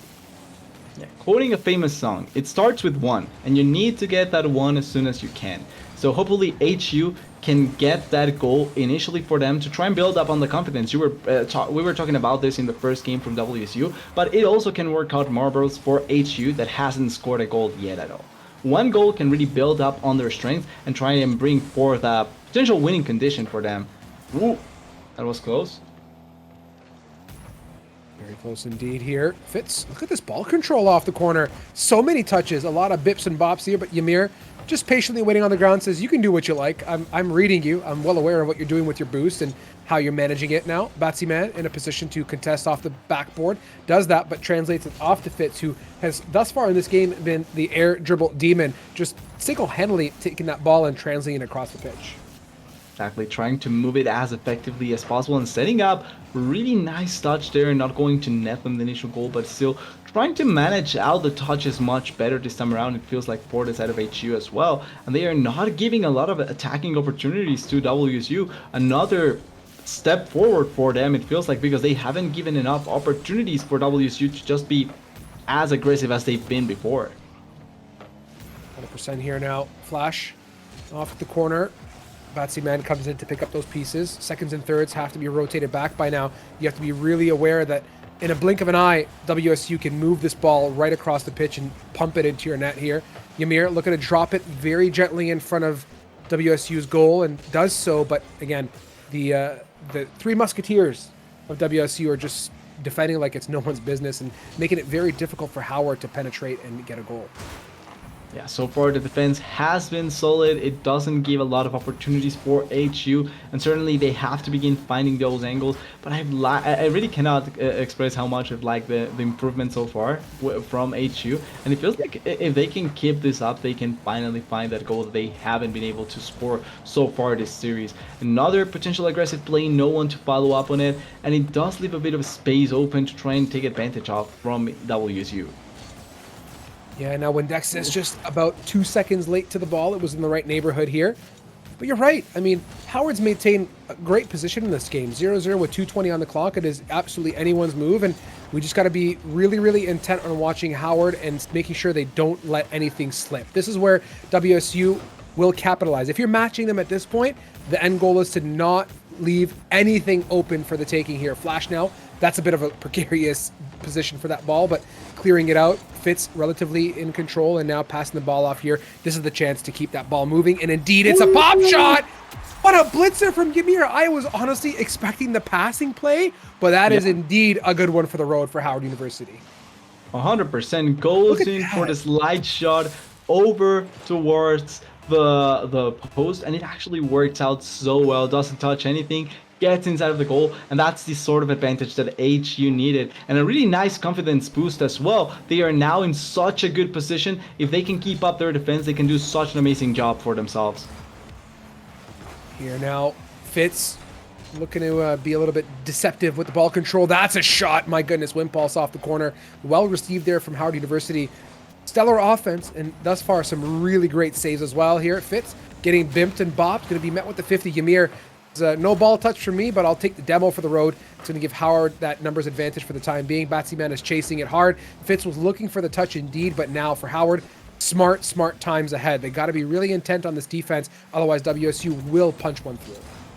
And they are looking aggressively, but that was such a good defense there by HU, holding on for dear life at this point, it feels like. And they are trying to still keep themselves up as much as possible. WSU will not stop at anything to try and get back onto the scoreboard, but they are doing such a good job. HU, maybe they are at the cusp of trying to turn around the series. Is that the case here, or do we just have Fitz with a double touch? Caster cursed. Yes, you goofed it, man. That's it. I take full blame there. I was trying to bring up the hype, but I did bring back the goal for WSU. It's 1-1, and now HU needs to find another rabbit out of the hat to try and turn around this. Oh boy, I need a rabbit, a hare, a walrus, a hippo. Something's going to have to come out of the hat if it's going to mean a translation into another map in the series. Batsy-man, light pop. We'll take it here before Windexus comes in for the demo. Wimpulse off the wall. Look at this control. Look at this movement. The reset, possible, but Ymir contested again. We talked about it in game 2. Howard University are just so much quicker to the ball, especially in this third game.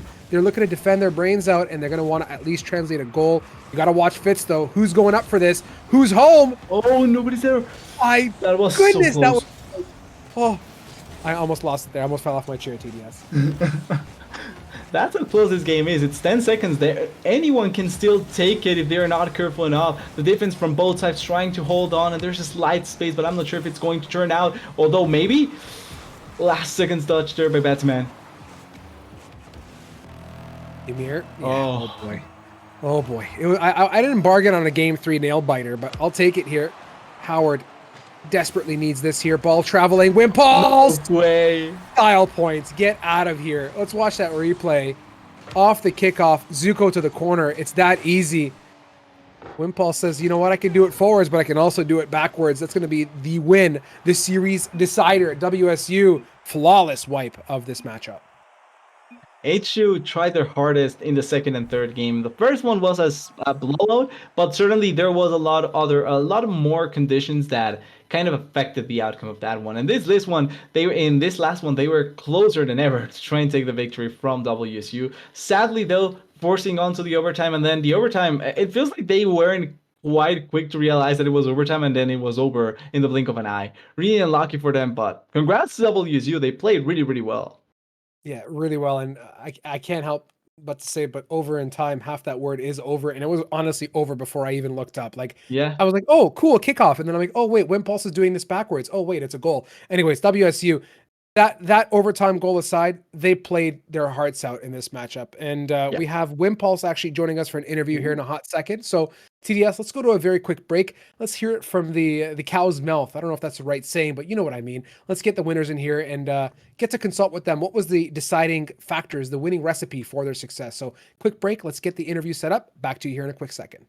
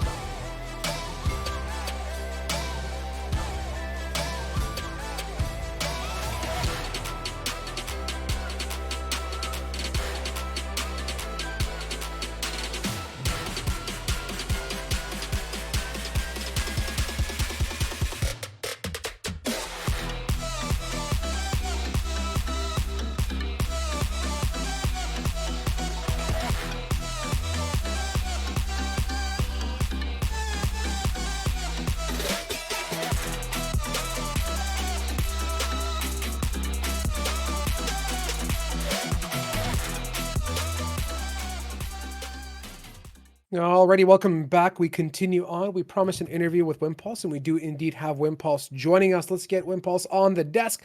Wimpulse, welcome. Congratulations. Well played. You guys performed absolutely amazingly.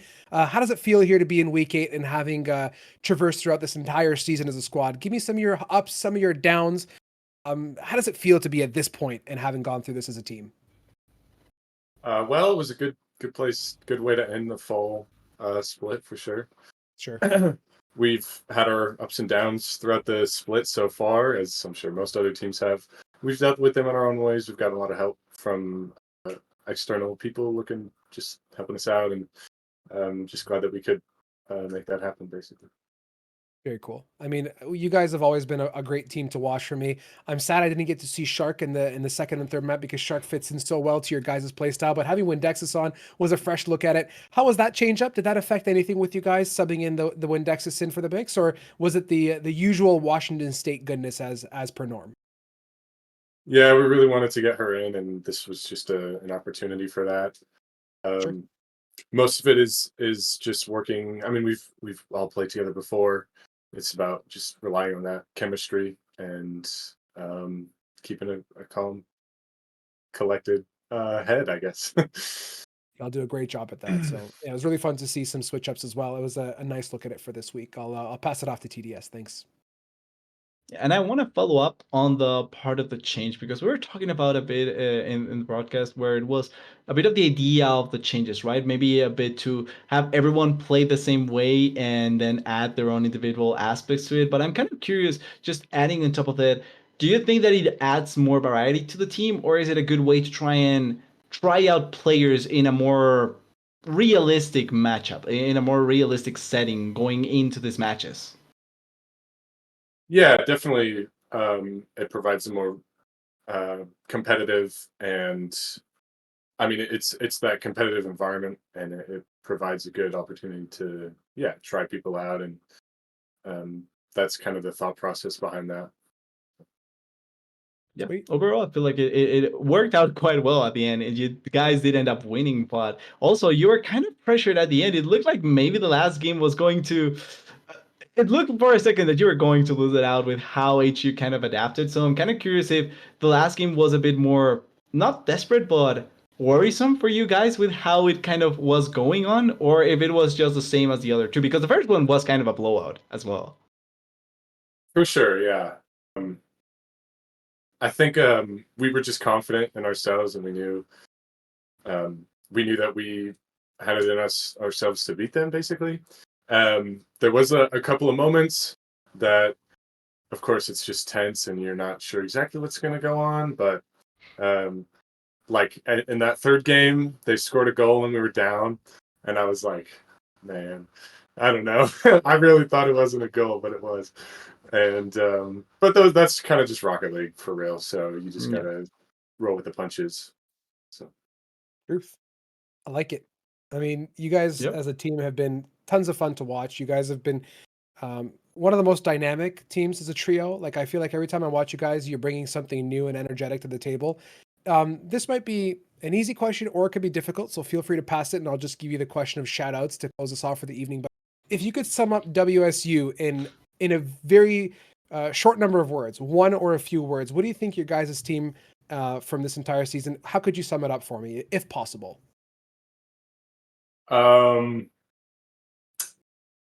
clutch. Choose wisely. Clutch? I like that. That's cool. You guys are clutch. Works out I'll give you well. that. We've had a couple of reverse sweeps. We had like a 0-second goal to win. I was waiting for those. We've talked about Um, that when Dexus has enlightened us on your reverse sweep streak. So yeah, I was waiting for you to say reverse sweep because I was taking that one too. Yeah, but yeah, no, clutch. Obviously we've got our missteps, but for the most part, a lot of the times when it matters and when our backs are against the wall, we're clutch. So I like that.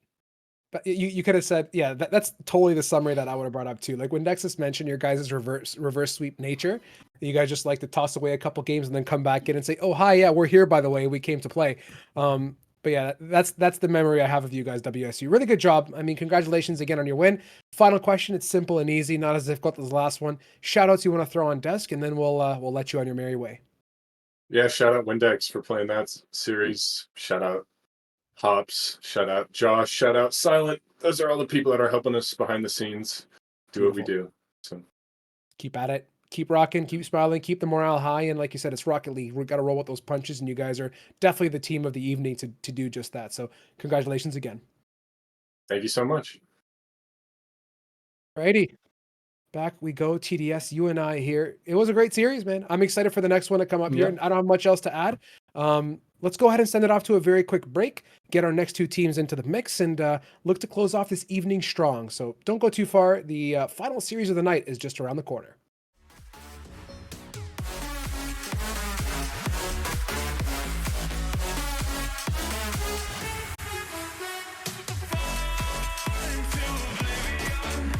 No, I ain't ballin' yet. Hoes wanna holler. Oh no, I don't call them back. Girl, let me see you hold it down. We gon' have a blast. Cause I just wanna know what you gonna do with all of that. Ain't gotta say a word.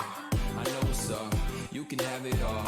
Watch me rip it off. I'll admit it. You got me feeling hella loved. Even when it's going down, know that we gon' live it up. Young shot caller. Always been a baller. Know that you the one. I can feel it in my heart. Yeah, I won't stop charging. We go and come harder. I can see you and I way beyond the stars, girl. I can never ever find the right words, and there's no way this is real life. There's no telling you're the right girl, so I can only say. Welcome back, fellow viewers. It's TDS and Strive yet again. As with all good things, they do come to an end. The final series of our evening is Among Us. For those, again, that do like to bring their eyes relatively close to the screen and read down below before I get to blurt it out, going to be William and Mary going up against George Washington University. I like to test our viewers. You know what I mean? Like, there should be some sort of live quiz that occurs. Like, are people actually watching the screen right now? If you're watching, I need a W in chat. If you're not watching, well, then you're not watching. I'm not going to get anything from you. But I will say, thank you to all of these fantastic viewers that have supported all of these teams throughout this entire season.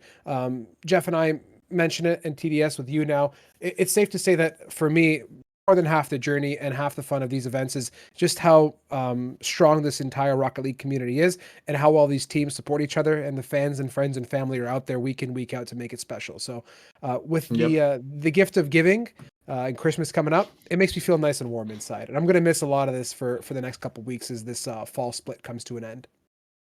Yeah, that's kind of the bittersweet part. The fact that we do have to step away for a bit, considering that it's the end of the year, festivities, and all that. But it does put into perspective how good the season can be and how much appreciation can be out there for the Rocket League community and the Rocket League just in general, the spectacle that it brings. So it's great to be able to see these players and how much they can provide to the scene in a lot of different ways. I'm excited to see how this last matchup will go and what we can try and see from the future. But we have the head-to-head here. You were mentioning how if you can see on the bottom screen, now it's big in front of you. Will and Mary on the left and George Washington University on the right. Wake up, people. It's the final game of the evening. Get your heads in the game. I am so excited for this matchup. And I misplaced my standings, and while we're chatting away, I'm going to go and find it real quickly. We have standings that date back, thanks to the fantastic Jeff, the 11th or 8th of November. At that time, William and Mary is sitting at 13th position, so that that could have changed by now, but take it with a grain of salt. George Washington is sitting at 12, so neck and neck, and I'm assuming the same has kind of carried through to this point. Fact check me if you'd like, but as a whole, let's look at the rosters here and see these two teams and what the composition is. I've had the chance to watch tons of William and Mary, not as much George Washington as I've liked to, but we have Pilot, Legacy, and Truth for William and Mary, and on the George Washington side of the spectrum, we have Styx, Maggie, and Argnor. Yeah, two teams that, like you're pointing out in terms of the standings, even if things change, doesn't feel like there's a big margin of difference between the two of them. So it should be quite a contested series, one trying to edge out on the other, and it should be quite exciting to see how it's going to develop in general. But overall, it doesn't feel like there's a clear divide between the two of them. So this could easily go all the way towards the 5 games because of how close in terms of power strength they feel like to be. 100%. I mean, at the same time tonight, we've seen what let's say we walked in with one expectation and we walked out with a completely different result, right? Even That's the previous series, like it's been an entire up and down fiasco this evening. And I truly feel that we have seen the growth and evolution of these teams as the weeks have progressed. Like and I think one thing that teams develop the most in competitive play, and especially in longer series, best of 5s, like what you mentioned, is the ability to make changes on the fly, right? You can't walk into a 5-game Yep. series and just keep your blinders on and stay in your lane.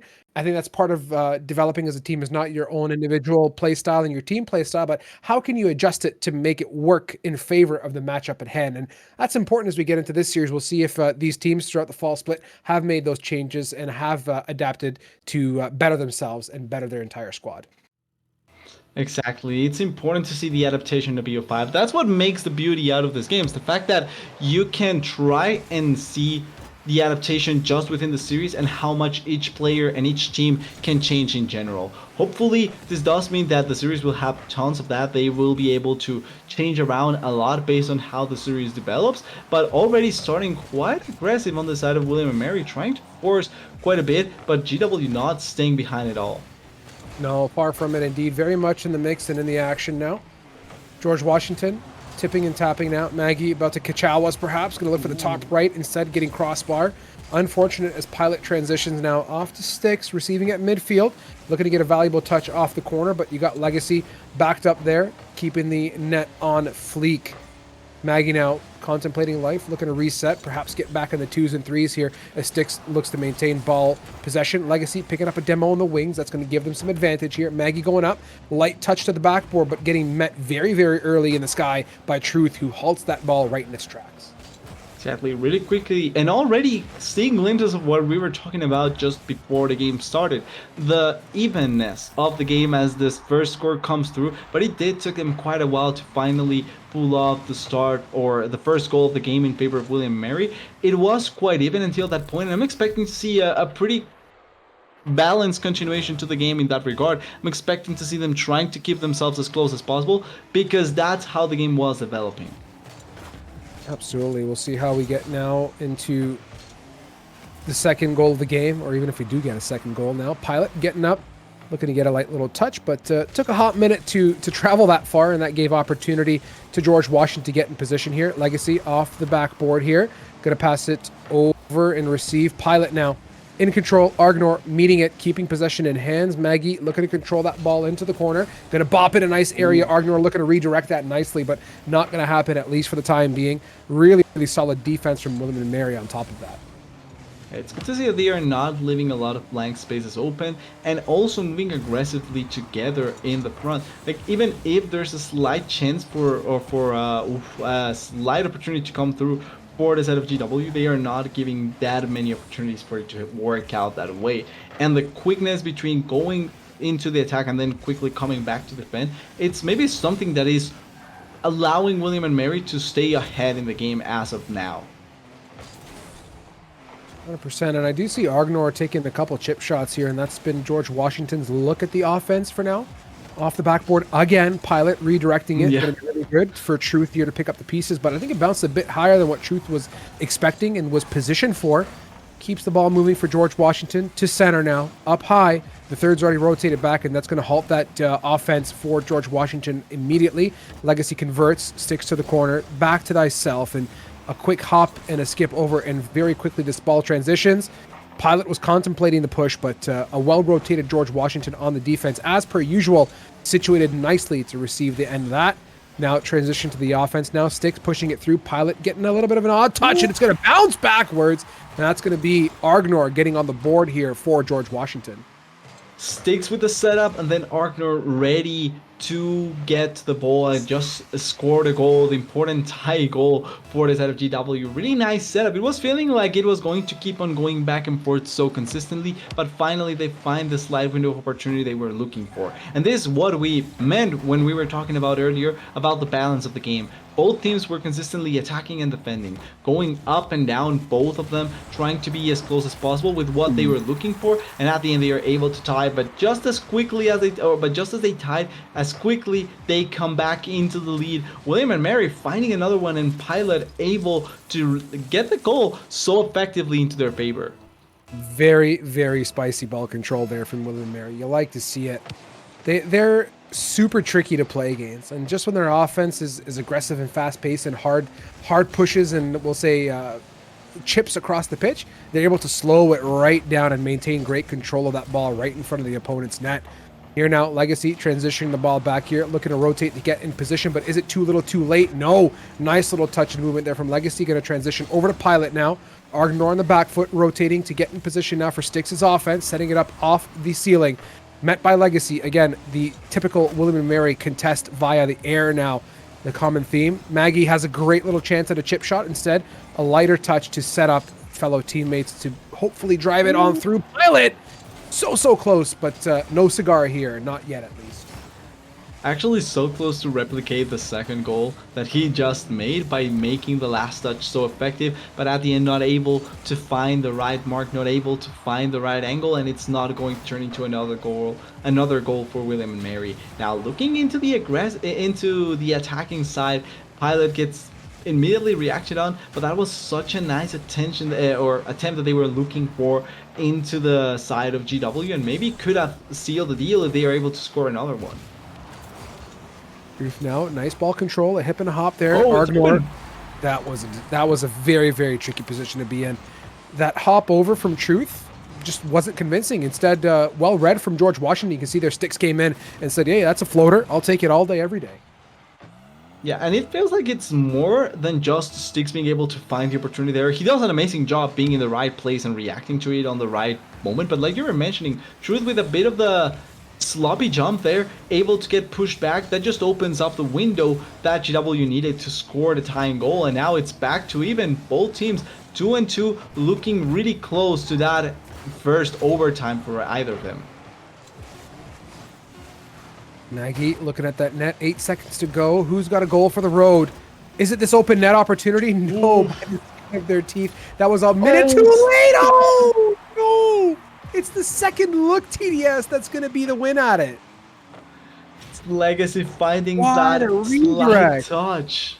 It was actually perfect. Like the positioning of the touch is perfect, but it's also the slight jam that it doesn't connect on the right position for the side of GW, and it's looking like it's going to be a William & Mary victory. Unless Hold was a close. minute. Very close. My goodness, what a last second goal there coming out from William & Mary. By the skin of their teeth, they pull it together. It was picture perfect TDS. It was destiny in the making for this team.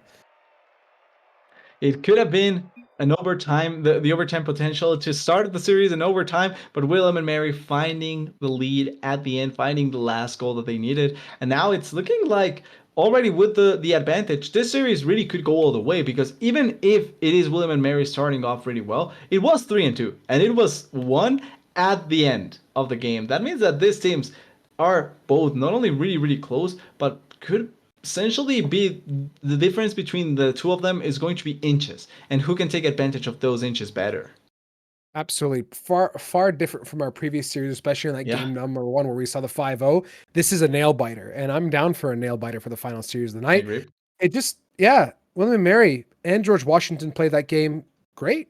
Both teams had their moments. There was some iffy decisions, some lackluster touches that allowed conversions for William & Mary, and on the vice versa, the same type of situation. As we get into game number 2 now, both these teams, as we've seen with you and I, have had the chance to kind of feel each other out a little bit, and we Yep. start to evolve and grow in this best of 5. Exactly. The difference maker has to be what the teams take advantage of in these games. And in the previous one, William & Mary took more advantage out of the slight mistakes and slight miscommitments from some of the players. Now, on to the second one, who is going to take better advantage of those slight mistakes and miscommitments. It's going to be important to see. And also, if someone can take an early lead, how much does it affect the way that the game will go forward? As I said that, Acknor is scoring that. Crazy. Argnor went up there and it looked like mid-contest off the wall, almost bailed on the plan, thinking that it's time to get to the ground and get away from this play as I'm being midfield contested or mid-air contested, but looked like it was a whiff and the connection down below. Argnor, really nice opener goal here. Good precedence for George Washington now. See what we can convert off of. Looking to rotate back and get in the right position here. Sticks to be the one to push on through. Off to the corner. Pilot should get the touch on it, but no, doesn't. Instead, it is Truth to pick up the pieces. Maggie on the midfield as well here. A nice little connection to Argnor. Where's the follow-up? Can we get the Kachow? There it is. Yes, we can. Really well played. Good communication and a great setup. Exactly. There is the perfect setup, and the slide misread at the end does cost the side of William and Mary really heavily. 2-0 to start off. We barely have played a minute, and it's already looking really good for George Washington. Will it be their initial win, their first win of the series, or will it be turnaround? We will have to wait and see, but so far, doing really, really good, and another one for Styx so quickly. Yeah, Truth, I think, didn't get the touch, the intended touch. What was looking like a hard chip ended up being a soft touch off that front right tire, and Yep. that was enough for George Washington to absolutely sit on that boost button and commit to the goal. So a 3-0 lead very early on here. This must be comfortable, though, if you're a George Washington team member. You must be feeling a little bit more at ease, to put it simply. It's gonna be difficult to try and turn around this if you're William and Mary. You can still do it. There's enough time, but the issue is not time. It's how much can you try and do to turn around this, right? And we talked about this in the previous game. Both teams are quite close when it comes to what they're able to do. Unless there's some clear mistakes from George Washington, it shouldn't be that easy for them to give up the lead, and more so than that, to allow a lot of opportunities for the side of William and Mary. Yeah, Truth, I think, at least from what I'm seeing on the POV, a couple times has been struggling to get media touches and or a touch at all, which has been part of the problem, right? These misreads, floating balls, missed touches.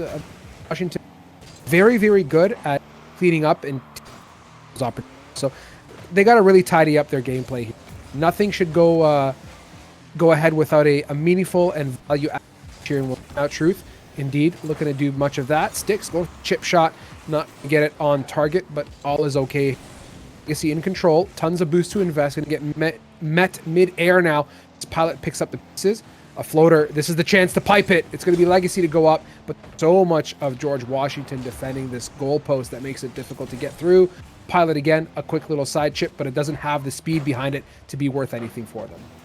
The positioning of the defense from George Washington has been so good to see so far, and as long as they can keep this sort of defensive prowess up, it should be really difficult for William and Mary to look for an opportunity to open up the scoreboard in their favor. It's going to take a lot for them to find the angle that they were looking for, and George Washington is making it harder for themselves, although maybe this could be the layup, the opportunity for it, not enough. No, and it's really fun to watch George Washington as individuals be really there for nobody but themselves. Like you see Maggie picking up pieces of their own ball and maintaining possession, and that's really, really important, right? You're not leaving it to chance and hoping that another teammate is going to pick up those loose pieces, and I think that's been part of the issue. Yeah, Styx is just piping it. It feels like George Washington is not only playing a team game and supporting each other, they're there for themselves first and foremost. Yeah, the individual prowess has been really nice to see from them, but then also the team game has been crisp so far, which makes it easier for them to try and find the opportunities that they are looking for consistently.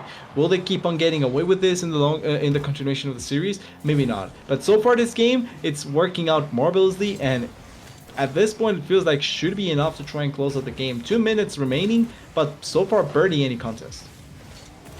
Indeed, now Styx going to go up for the touch. Oh boy, that's not the one you want to see. That's going to be an open net opportunity perhaps. And seconds and thirds come in, but not enough. Yeah, I'm surprised that despite a mistouch, William and Mary can't convert that into a goal. It's looking like the difficulty for William and Mary will be the fact that they cannot convert those slight touches or slight missed touches into goals. Something we were talking about previously. It's certainly happening so far this game, and it's who can take advantage more of the misplays, the missed touches, the overcommitments that don't work out that well. That's the true question, and so far it's George Washington, the one that has certainly taken advantage of it. 100% now. Truth here, popping up, looking to get a touch. You can see Styx is absolutely flying through the air. That must have been a lot of boost invested, which makes it that much more difficult to connect with the goal. Argnor on the back foot here. Maggie is up and about as per usual. 53 seconds, and you said it, TDS. It's going to take a lot more than 53 seconds, I think, to get 3 goals now for William and Mary. They heard the prayers, but is it too little too late? That's the real question. Do they have enough time to cook? It's 1 minute, 3 more goals. It's not impossible, but it's really difficult. They have to score, I think, 1 every 10 seconds pretty much to try and at the very least have some potential, but it doesn't feel like George Washington is going to give them up that sort of opportunity. I was actually scared there. I thought there was no one ready to respond, but yeah, perfect defense there, and it's not looking like it's gonna be the case. is it? 32 seconds left to go. George Washington possession. Pilot looking to be met midair with sticks, and again, not able to connect on the touches that mean anything. That's been the theme, I think, for me here, TDS, in this game. Yeah. William and Mary have just not been touching the ball in any shape or form, it feels like. It doesn't feel like their touches, even if it happens, have been consistent enough to matter that much. That's kind of the scary part out of it. As we see potentially a last goal for the side of George Washington, and now if there was no hope for there's even less. So there's no chance for George Washington to lose this out. And yeah, the prospect of a BO5 going all the way looking even more juicy here, because now this game going in favor of George Washington means we have at the very least 2 more. Yeah, I don't know, TDS. I'm sitting here after a reasonably lengthy evening of Rocket League, and I just don't know what I'm watching with William and Mary. This is not the team that I've come to love and appreciate.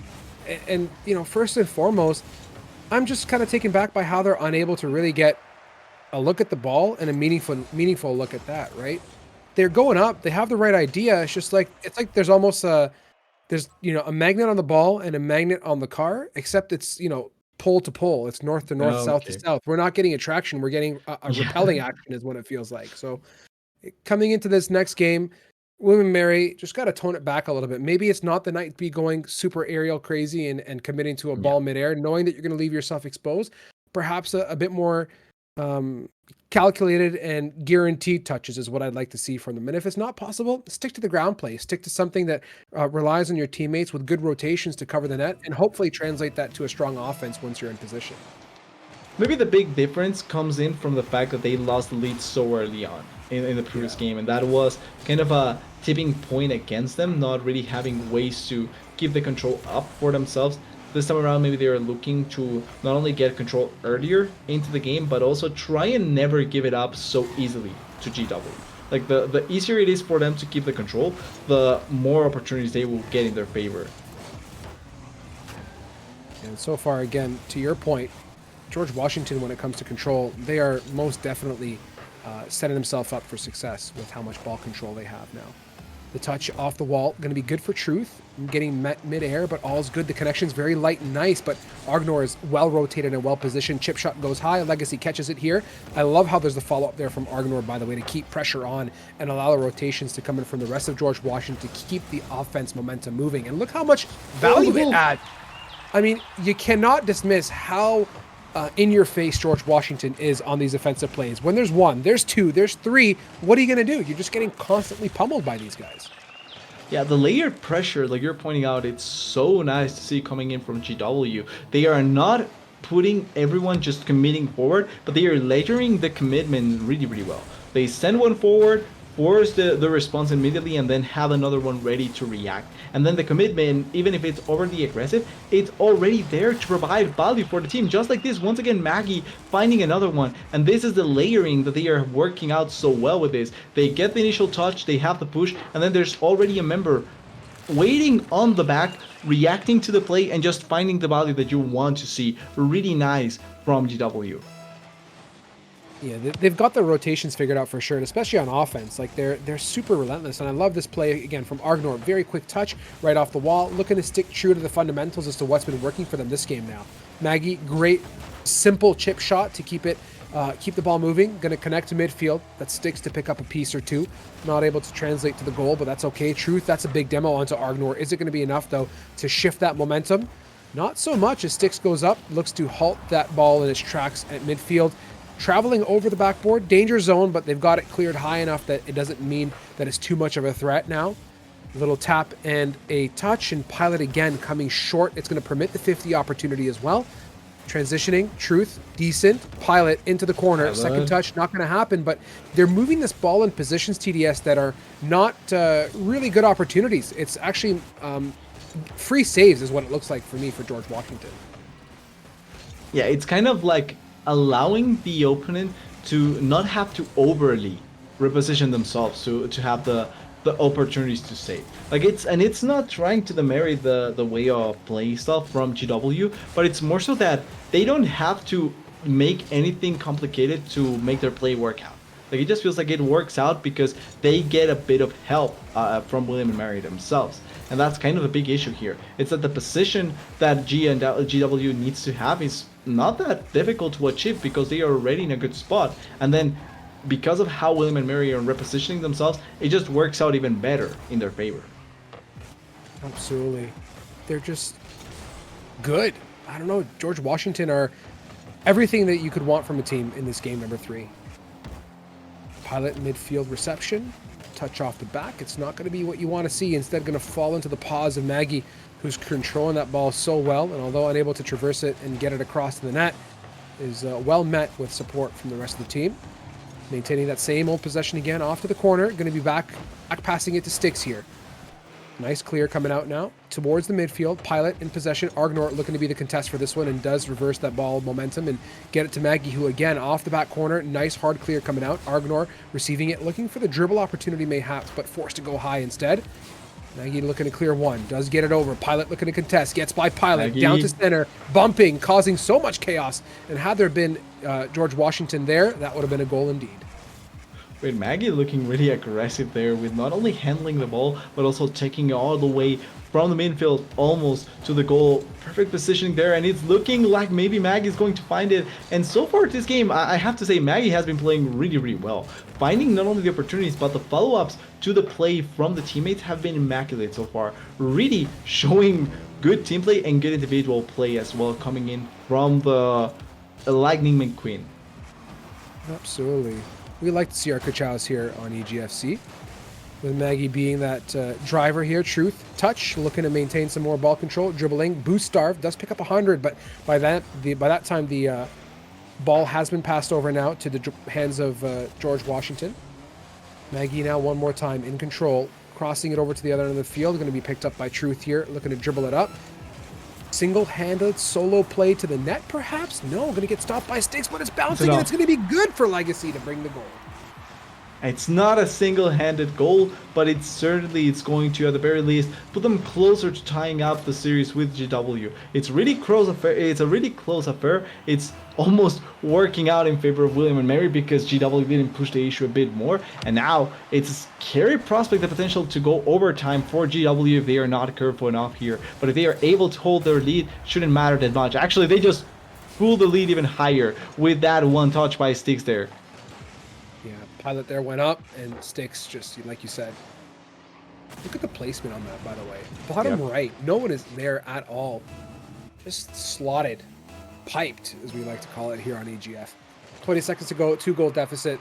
TDS's worst nightmare. Do we cast our curse it? TBD. Let's see if William and Mary can pick up 2 to equalize and take us to OT. But with just how strong George Washington has been on the offense and how well they're keeping this defense together, they've got everything completely signed, sealed, and delivered by the looks of it to take this game number 3 home.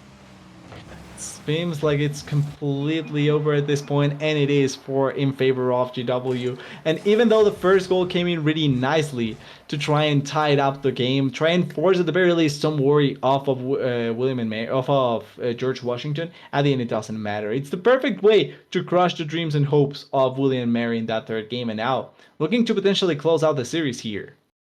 Yeah, you say it so forward. Crush the hopes and dreams. Just absolutely no shot. No, I'm looking forward to seeing what game number 4 has in store for us. William and Mary came out of the gate super strong and won.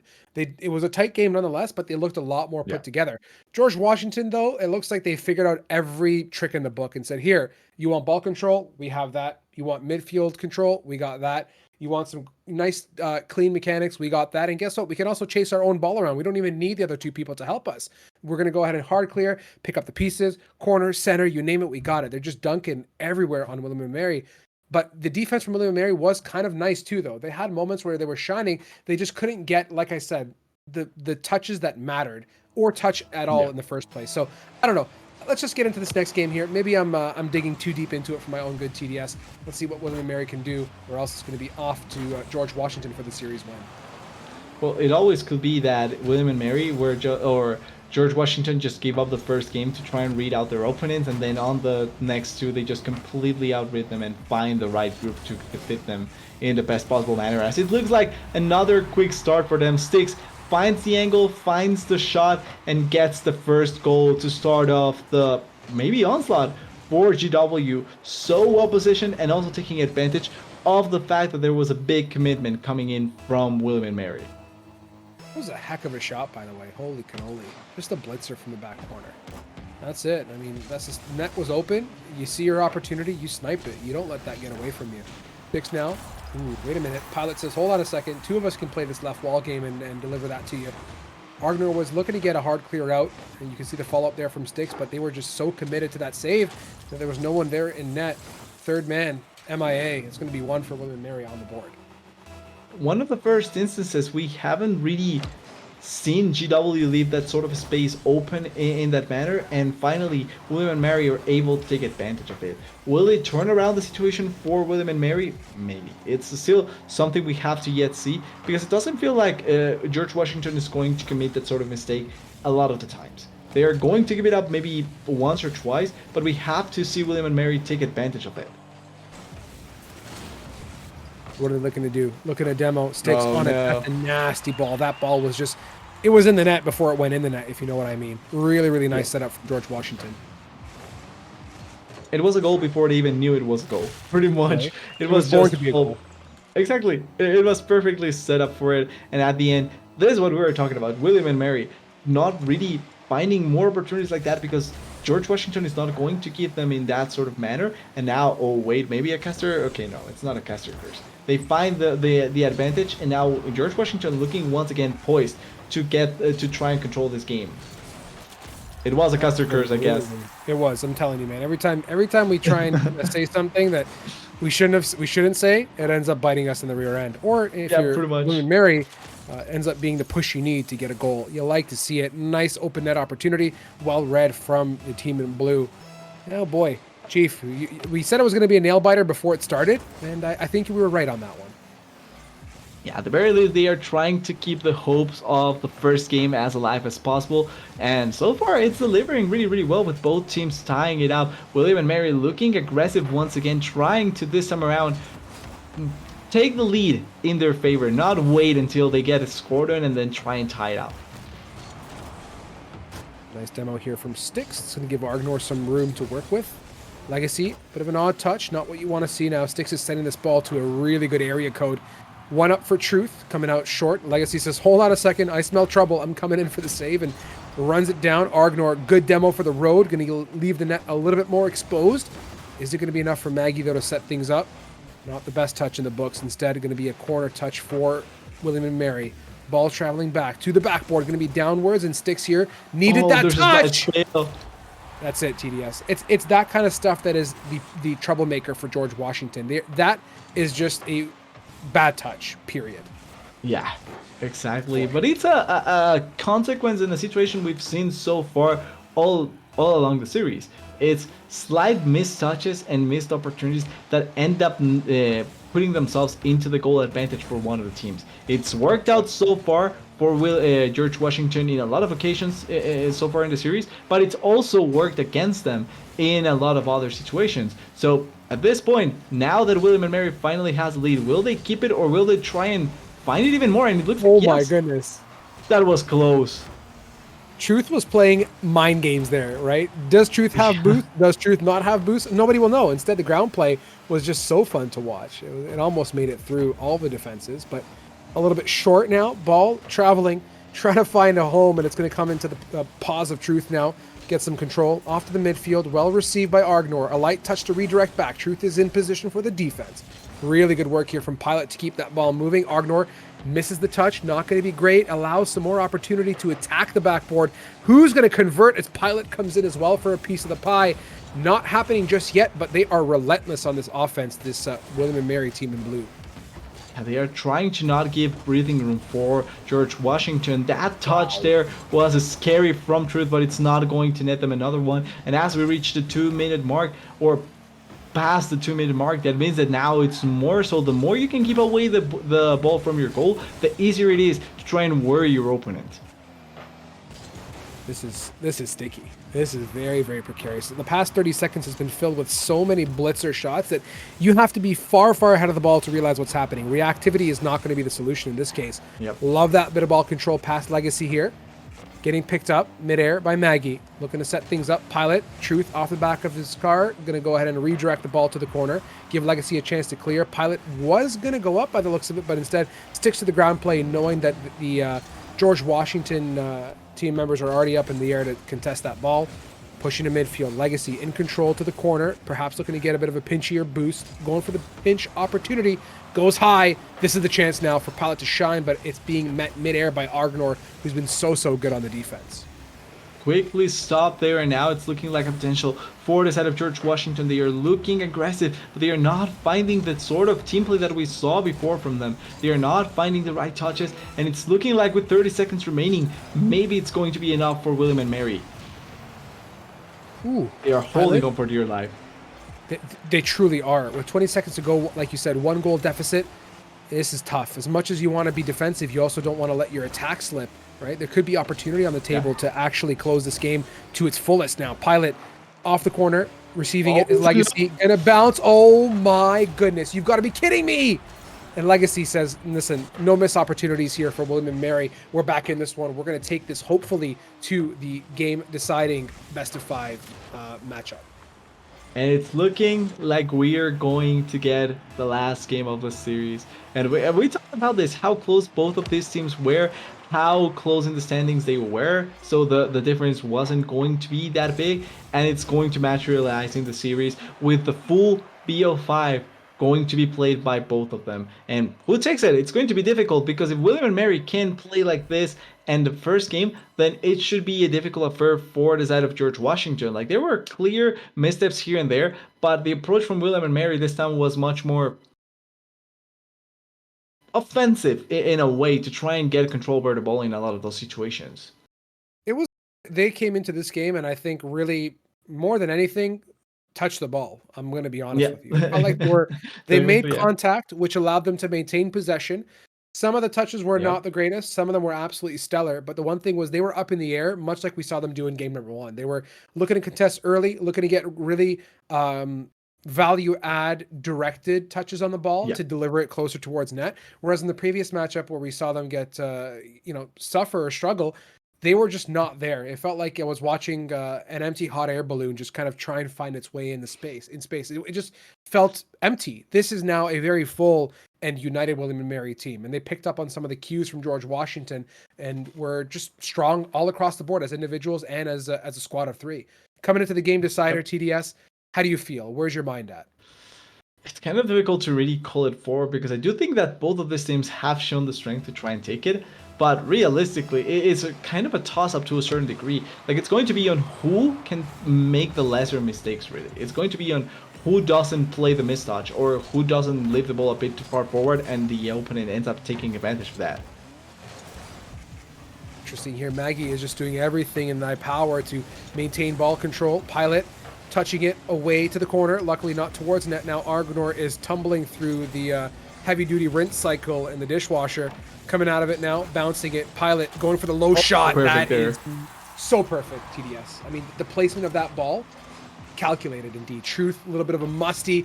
Look at the transition. William and Mary now, they've got their fingers warmed up. That's really, really clean play. That was pretty much the perfect spot to actually get the ball into, because of the 2 players that were in front of Pilot in that play. Finds the perfect angle, and it's going to be the first goal and the one that opens up the scoreboard pretty much for the second time in the series. Feels like in the first game, I think they were the ones that opened up the scoreboard as well. But for the second time in the series, opening up the game by winning. That's something that we haven't seen much from William and Mary so far.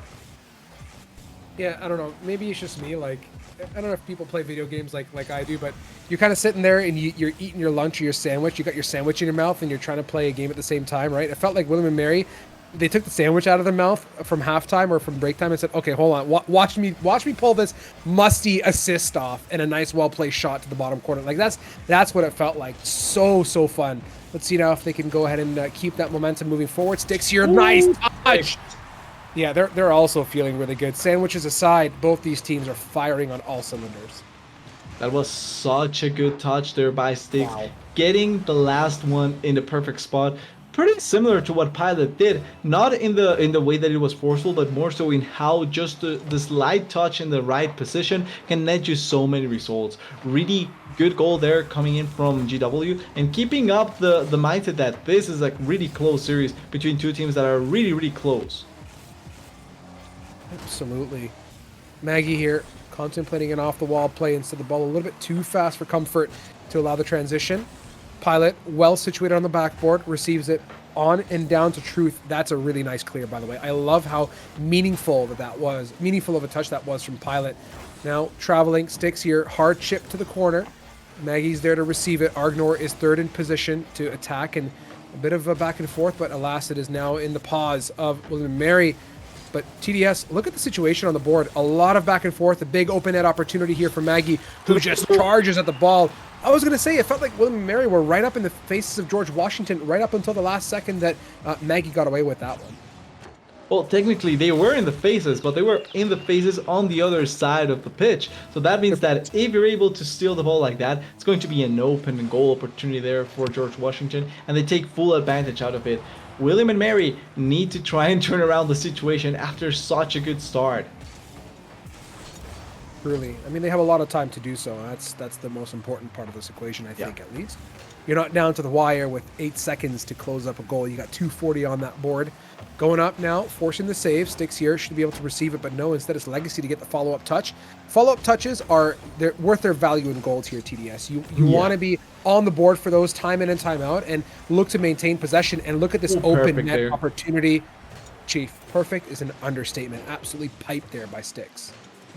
Finds the right angle, and it's going to be another one for George Washington. It's still quite a lot of time for William and Mary to try and close up the gap, but so far George Washington is just finding really good angles to make the gap widen as much as possible. And now maybe the desperation does come through for the side of William and Mary as they see that it's just growing larger and larger, the lead. Yeah, it's getting very precarious now. Got to get your ducks in a row. Pilot looking for the follow-up and to make a second touch count, but unable to do just that here. Sticks keeping the ball moving. That's a floater. Got to be very careful now. Going to give some more opportunity for the blue team to maintain possession. Legacy, a touch, a demo. Net should be relatively open, but the ball has got too much space behind it. It is flying, but the defense is there as well. My goodness, so many opportunities here for William and Mary. They're just not translating and equating to a goal. Not yet, at least. It's so close how they are finding the angles to try and contest onto the side of George Washington, and finally Legacy finds the shot into the top spot. It was a really difficult affair, but they were trying to be as relentless as possible to close the gap, at the very least, towards that 1 goal difference. With 1:34 remaining, there's still plenty of time for them to try and turn around the situation, but they cannot give up the same amount of space that they did in the previous plays, because if they do, that's going to be another open goal opportunity for George Washington. 110% here now. Let's see what Truth can do. Pilot at midfield, met by Argnor. Again, George Washington, the early contest demons of the evening, always there to deliver a friendly hey, hi, hello to William and Mary on the offense. Pilot now midfield to Legacy, light little touch for Truth. But look how much, there's orange everywhere, TDS. It's a very difficult feat to penetrate 3 defensive members of George Washington just waiting for you to take a shot. Especially now that they know that just 1 goal is the difference between them winning and going to overtime, they have to be extra careful about how they defend. They are committing a bit more onto their defenses, although now with Maggie going a bit too far forward, could be the opportunity that they were looking for, but Slide just crushing onto each other to try and take away from the attack. Oh man, Legacy getting absolutely pummeled now. Pilot though has a good look at this ball, instead throws it away too far, too much power, going to translate off to Sticks. It's a bouncer, it's a pincher.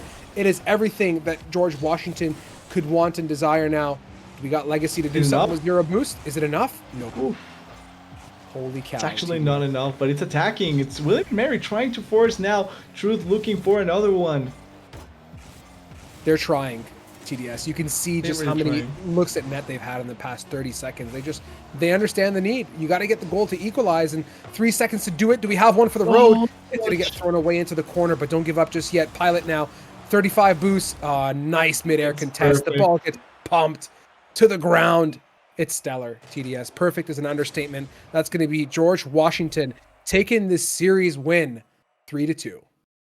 The last one was what could have been the tying goal for the series, but at the end, it doesn't really matter. George Washington ends up taking the victory. And the fourth game, what could have been for William and Mary really was shown in that one, it feels like, because they started the series with the lead. They won the first one, but then kind of slipped up in the next two games. The fourth one, they recovered, but finally George Washington closes it out really, really effectively. And you're just left there with a taste of how close both of these teams were, but also with why William and Mary kind of let go of the pedal in the second game, when they could have just try and pressure it even more and try and close out the series sooner.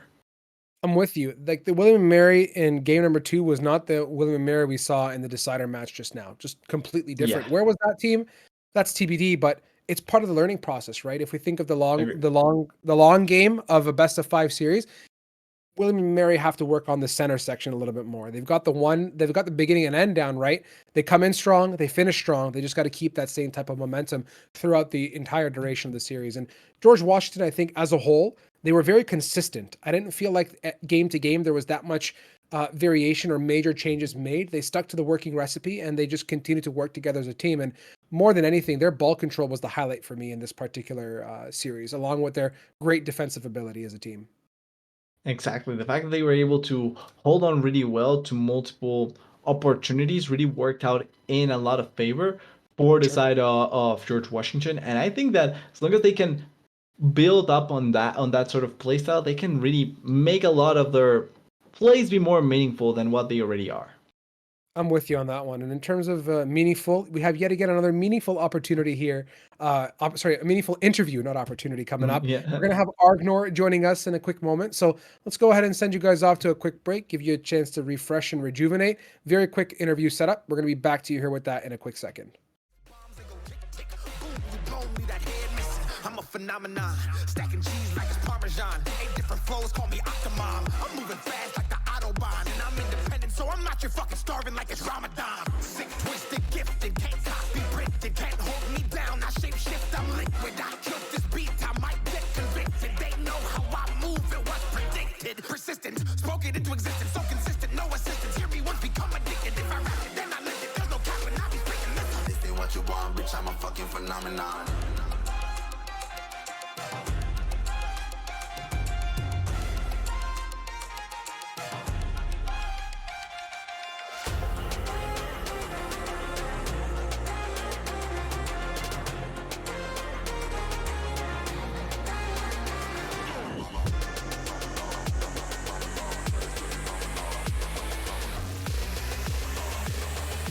This ain't what you want, bitch. I'm a fucking phenomenon.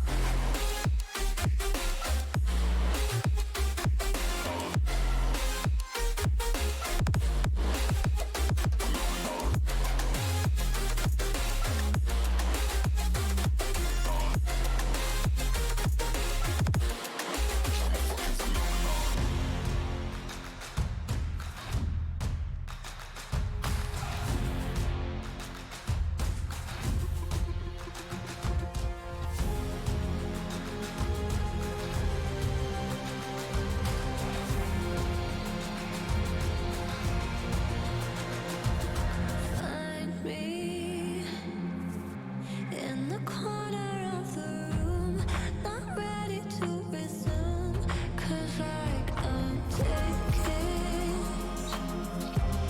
don't wanna be alone, but I'm not feeling. Welcome back. Interview time. We like to keep you on your toes when it comes to the timer in the bottom right, so never trust that. You have to be at your desk at all times if you want to be a part of this situation. So let's get down to the interview, TDS. We have Argnor joining us as promised here. Argnor, welcome to the party. Congratulations on the win. You guys were absolutely stellar this evening. Thanks. Yeah, it was good. It went to game 5, but like we handled it. We handled it. The dub is what matters. Okay, ignore the number is of what games. As long as you get that to the finish line, we're all happy campers here at Yeah. EGF. So good stuff. I guess I'll ask you an opener question that we've been asking in different flavors to all the different teams this evening. How has the season been for you guys now? And Jeff's the one who opened up this question earlier. Tell me, highlights, ups and downs. What are your Did you meet all your hopes and dreams? Do you guys have things that I'm sure there's things you guys have to work on or want to improve on. Talk to me about your fall split. How was everything for you guys? It was honestly, it was pretty good. We played in 3 leagues, and this is probably my favorite one just because it's like, it was probably the most competitive where we weren't going up against like CRL teams, but we also weren't playing diamonds. Like these teams were, every team we played in this was good and like could beat us. Cool. And we had a couple of like forfeits where we just like couldn't play, which was unfortunate. Happens. But overall, like it was a good split, I think. Cool. I like that. I like how you hit on the high notes of the competition that we didn't hear from some of the other teams. We heard a lot about what they felt as individuals and as teams, let's say in the moment, but you hit on the high notes of what the entire league is about. Really strong competition, great teams, great players and play styles across the board. And it's fun how we get a different flavor each and every week. So I'm glad you guys had a fruitful season and you enjoyed it and you felt challenged. That's the most important thing that you can look to build upon, because ain't nobody want to get a walk in the park. You got to learn a thing or two here. So yeah, awesome. I'll pass it off to TDS. Yeah, I would say looking at it on the same vein, right? The fact that you had higher competition also kind of puts the test onto you guys. And I'm kind of curious if it does bring forth more positive attitude in you guys, or does it bring a bit of chaos onto yourself? Like, because knowing obviously you weren't at the top of the standings when looking at how everything ended up going. So I'm kind of curious if it does affect a bit of the team atmosphere, not winning everything, but also how you kind of affronted it going forward. Yeah, we kind of do fall apart like a little bit when we're losing, but like we get back to it. Like I think there was a series, I can't remember what team we played, but we were down like 2-1, and being down 2-1 in a best of 5 is just like, it's killer. Like you lose that game and now we got to win like 2 in a row, but like we just, I don't know, we kept trucking forward. Like just every game is a new game. It worked out. Good. Really good. And you guys, Yep. that's I think the I'm just kind of like trying to think of a follow-up to that one. I think for you guys as a whole, tenacity might be, I think I asked this question in the previous interview, you know, what's one word or a few words you could sum up your team with? So I'll ask you and then maybe I'll throw in my 2 cents as to what I think you guys stand You for. know, So yeah, tell me. after this game, I'd say chaos, because our comms this series was like super focused games like 1, 2, and then it was just like out of the window after that. And then we had to like refocus for the last game because we were kind of throwing in game 4. It was pretty bad. But you pulled it together. I think We that did counts pull for it together. something. Yeah, and that's a really good point to mention, right? What we as casters see on desk watching the game is not always what's happening in the background communication wise. Like it might look cool and fun and dandy, but in the back it's absolute chaos, like you said. So I was not going to pick the word chaos. I was going to say more of it. I was going to say more tenacious. It was my word. I think you guys coming into it, like TDS said, although not necessarily the greatest in terms of positioning in the bracket, you guys stuck true to your values and you played your hearts out. So for me, y'all delivered the goods. TDS, back to you if there's any other questions you want to ask. If not, take it away how you wish. I would say like the last one for me is trying to look into it, right? Because the part of the chaos does build up a lot for what it can work out in the future. And these leagues are more so obviously being the winner is always great. I won't lie. Like I would rather be the winner than end up being on the lower places. But it's also on what you can build on that. And I'm kind of curious if the building, particularly in this league, because you were talking about being part of other leagues and knowing the competition is not the greatest, is this the kind of league that does build upon the consistency for the team, looking into the future splits and how you want to front the rest going forward? Yeah, I think that this league is just like, there's more pressure on this league just because it's a best of 5. All the games are streamed, and you're like, like this league. I always wanted to win like badly in this league just because it's like, you get to win the game and then you get to watch your game back, and it's like, and then that also like it makes it more. We definitely got better from this league because some other leagues where you're just like playing nobody, like you're like you beat them by like a ton because they're not like, it's not balanced. And this one, like every series, like I felt like we could win the game and we could lose, and we had to like lock in to win the game. There was no like there wasn't really any freebies in this one. So I think we got better because we're playing like good competition. but not competition that's just gonna like, they're playing CRL and just gonna Yep. beat us like 10-0. You know what though? I'm gonna follow up to that and say that that type of feeling is really what the reality of esports is. Not just in Rocket League, but every title. It's never a freebie when you get to the top of the spectrum, right? And it's every game you're walking in like, well, this could be a slaughter. That we know this team is nutty, but we also know that we're good, so we got to put our 110 forward. So I like that feeling. I think it's what keeps the whole, let's say, the backbone of esports alive, right? That Yep. true cold blooded competition. So big ups to you guys. And I guess final question here, Argnor. You know the drill. Shout outs, if any, feel free to drop it on us before we let you go. Shout out my team, Sticks Maggie, both goats. Let's go. Shout out my girlfriend, Greer. She's not watching right now, but she sometimes W. watches. Shout out my family for paying for my college somewhat. So yeah, I like it. Thumbs up. Works out, Happy yeah. big time. thumbs up. Yeah, What'd you say? gotta. I was gonna say you gotta love or me or TDS. Argnor, I don't know if who, this. What? what? Who? Oh, I heard you say. What did you say? I don't know who you Yeah, were talking no, I'm to. not sure. I thought I cut off TDS. I'm Oh. sorry. No, never mind. You're good.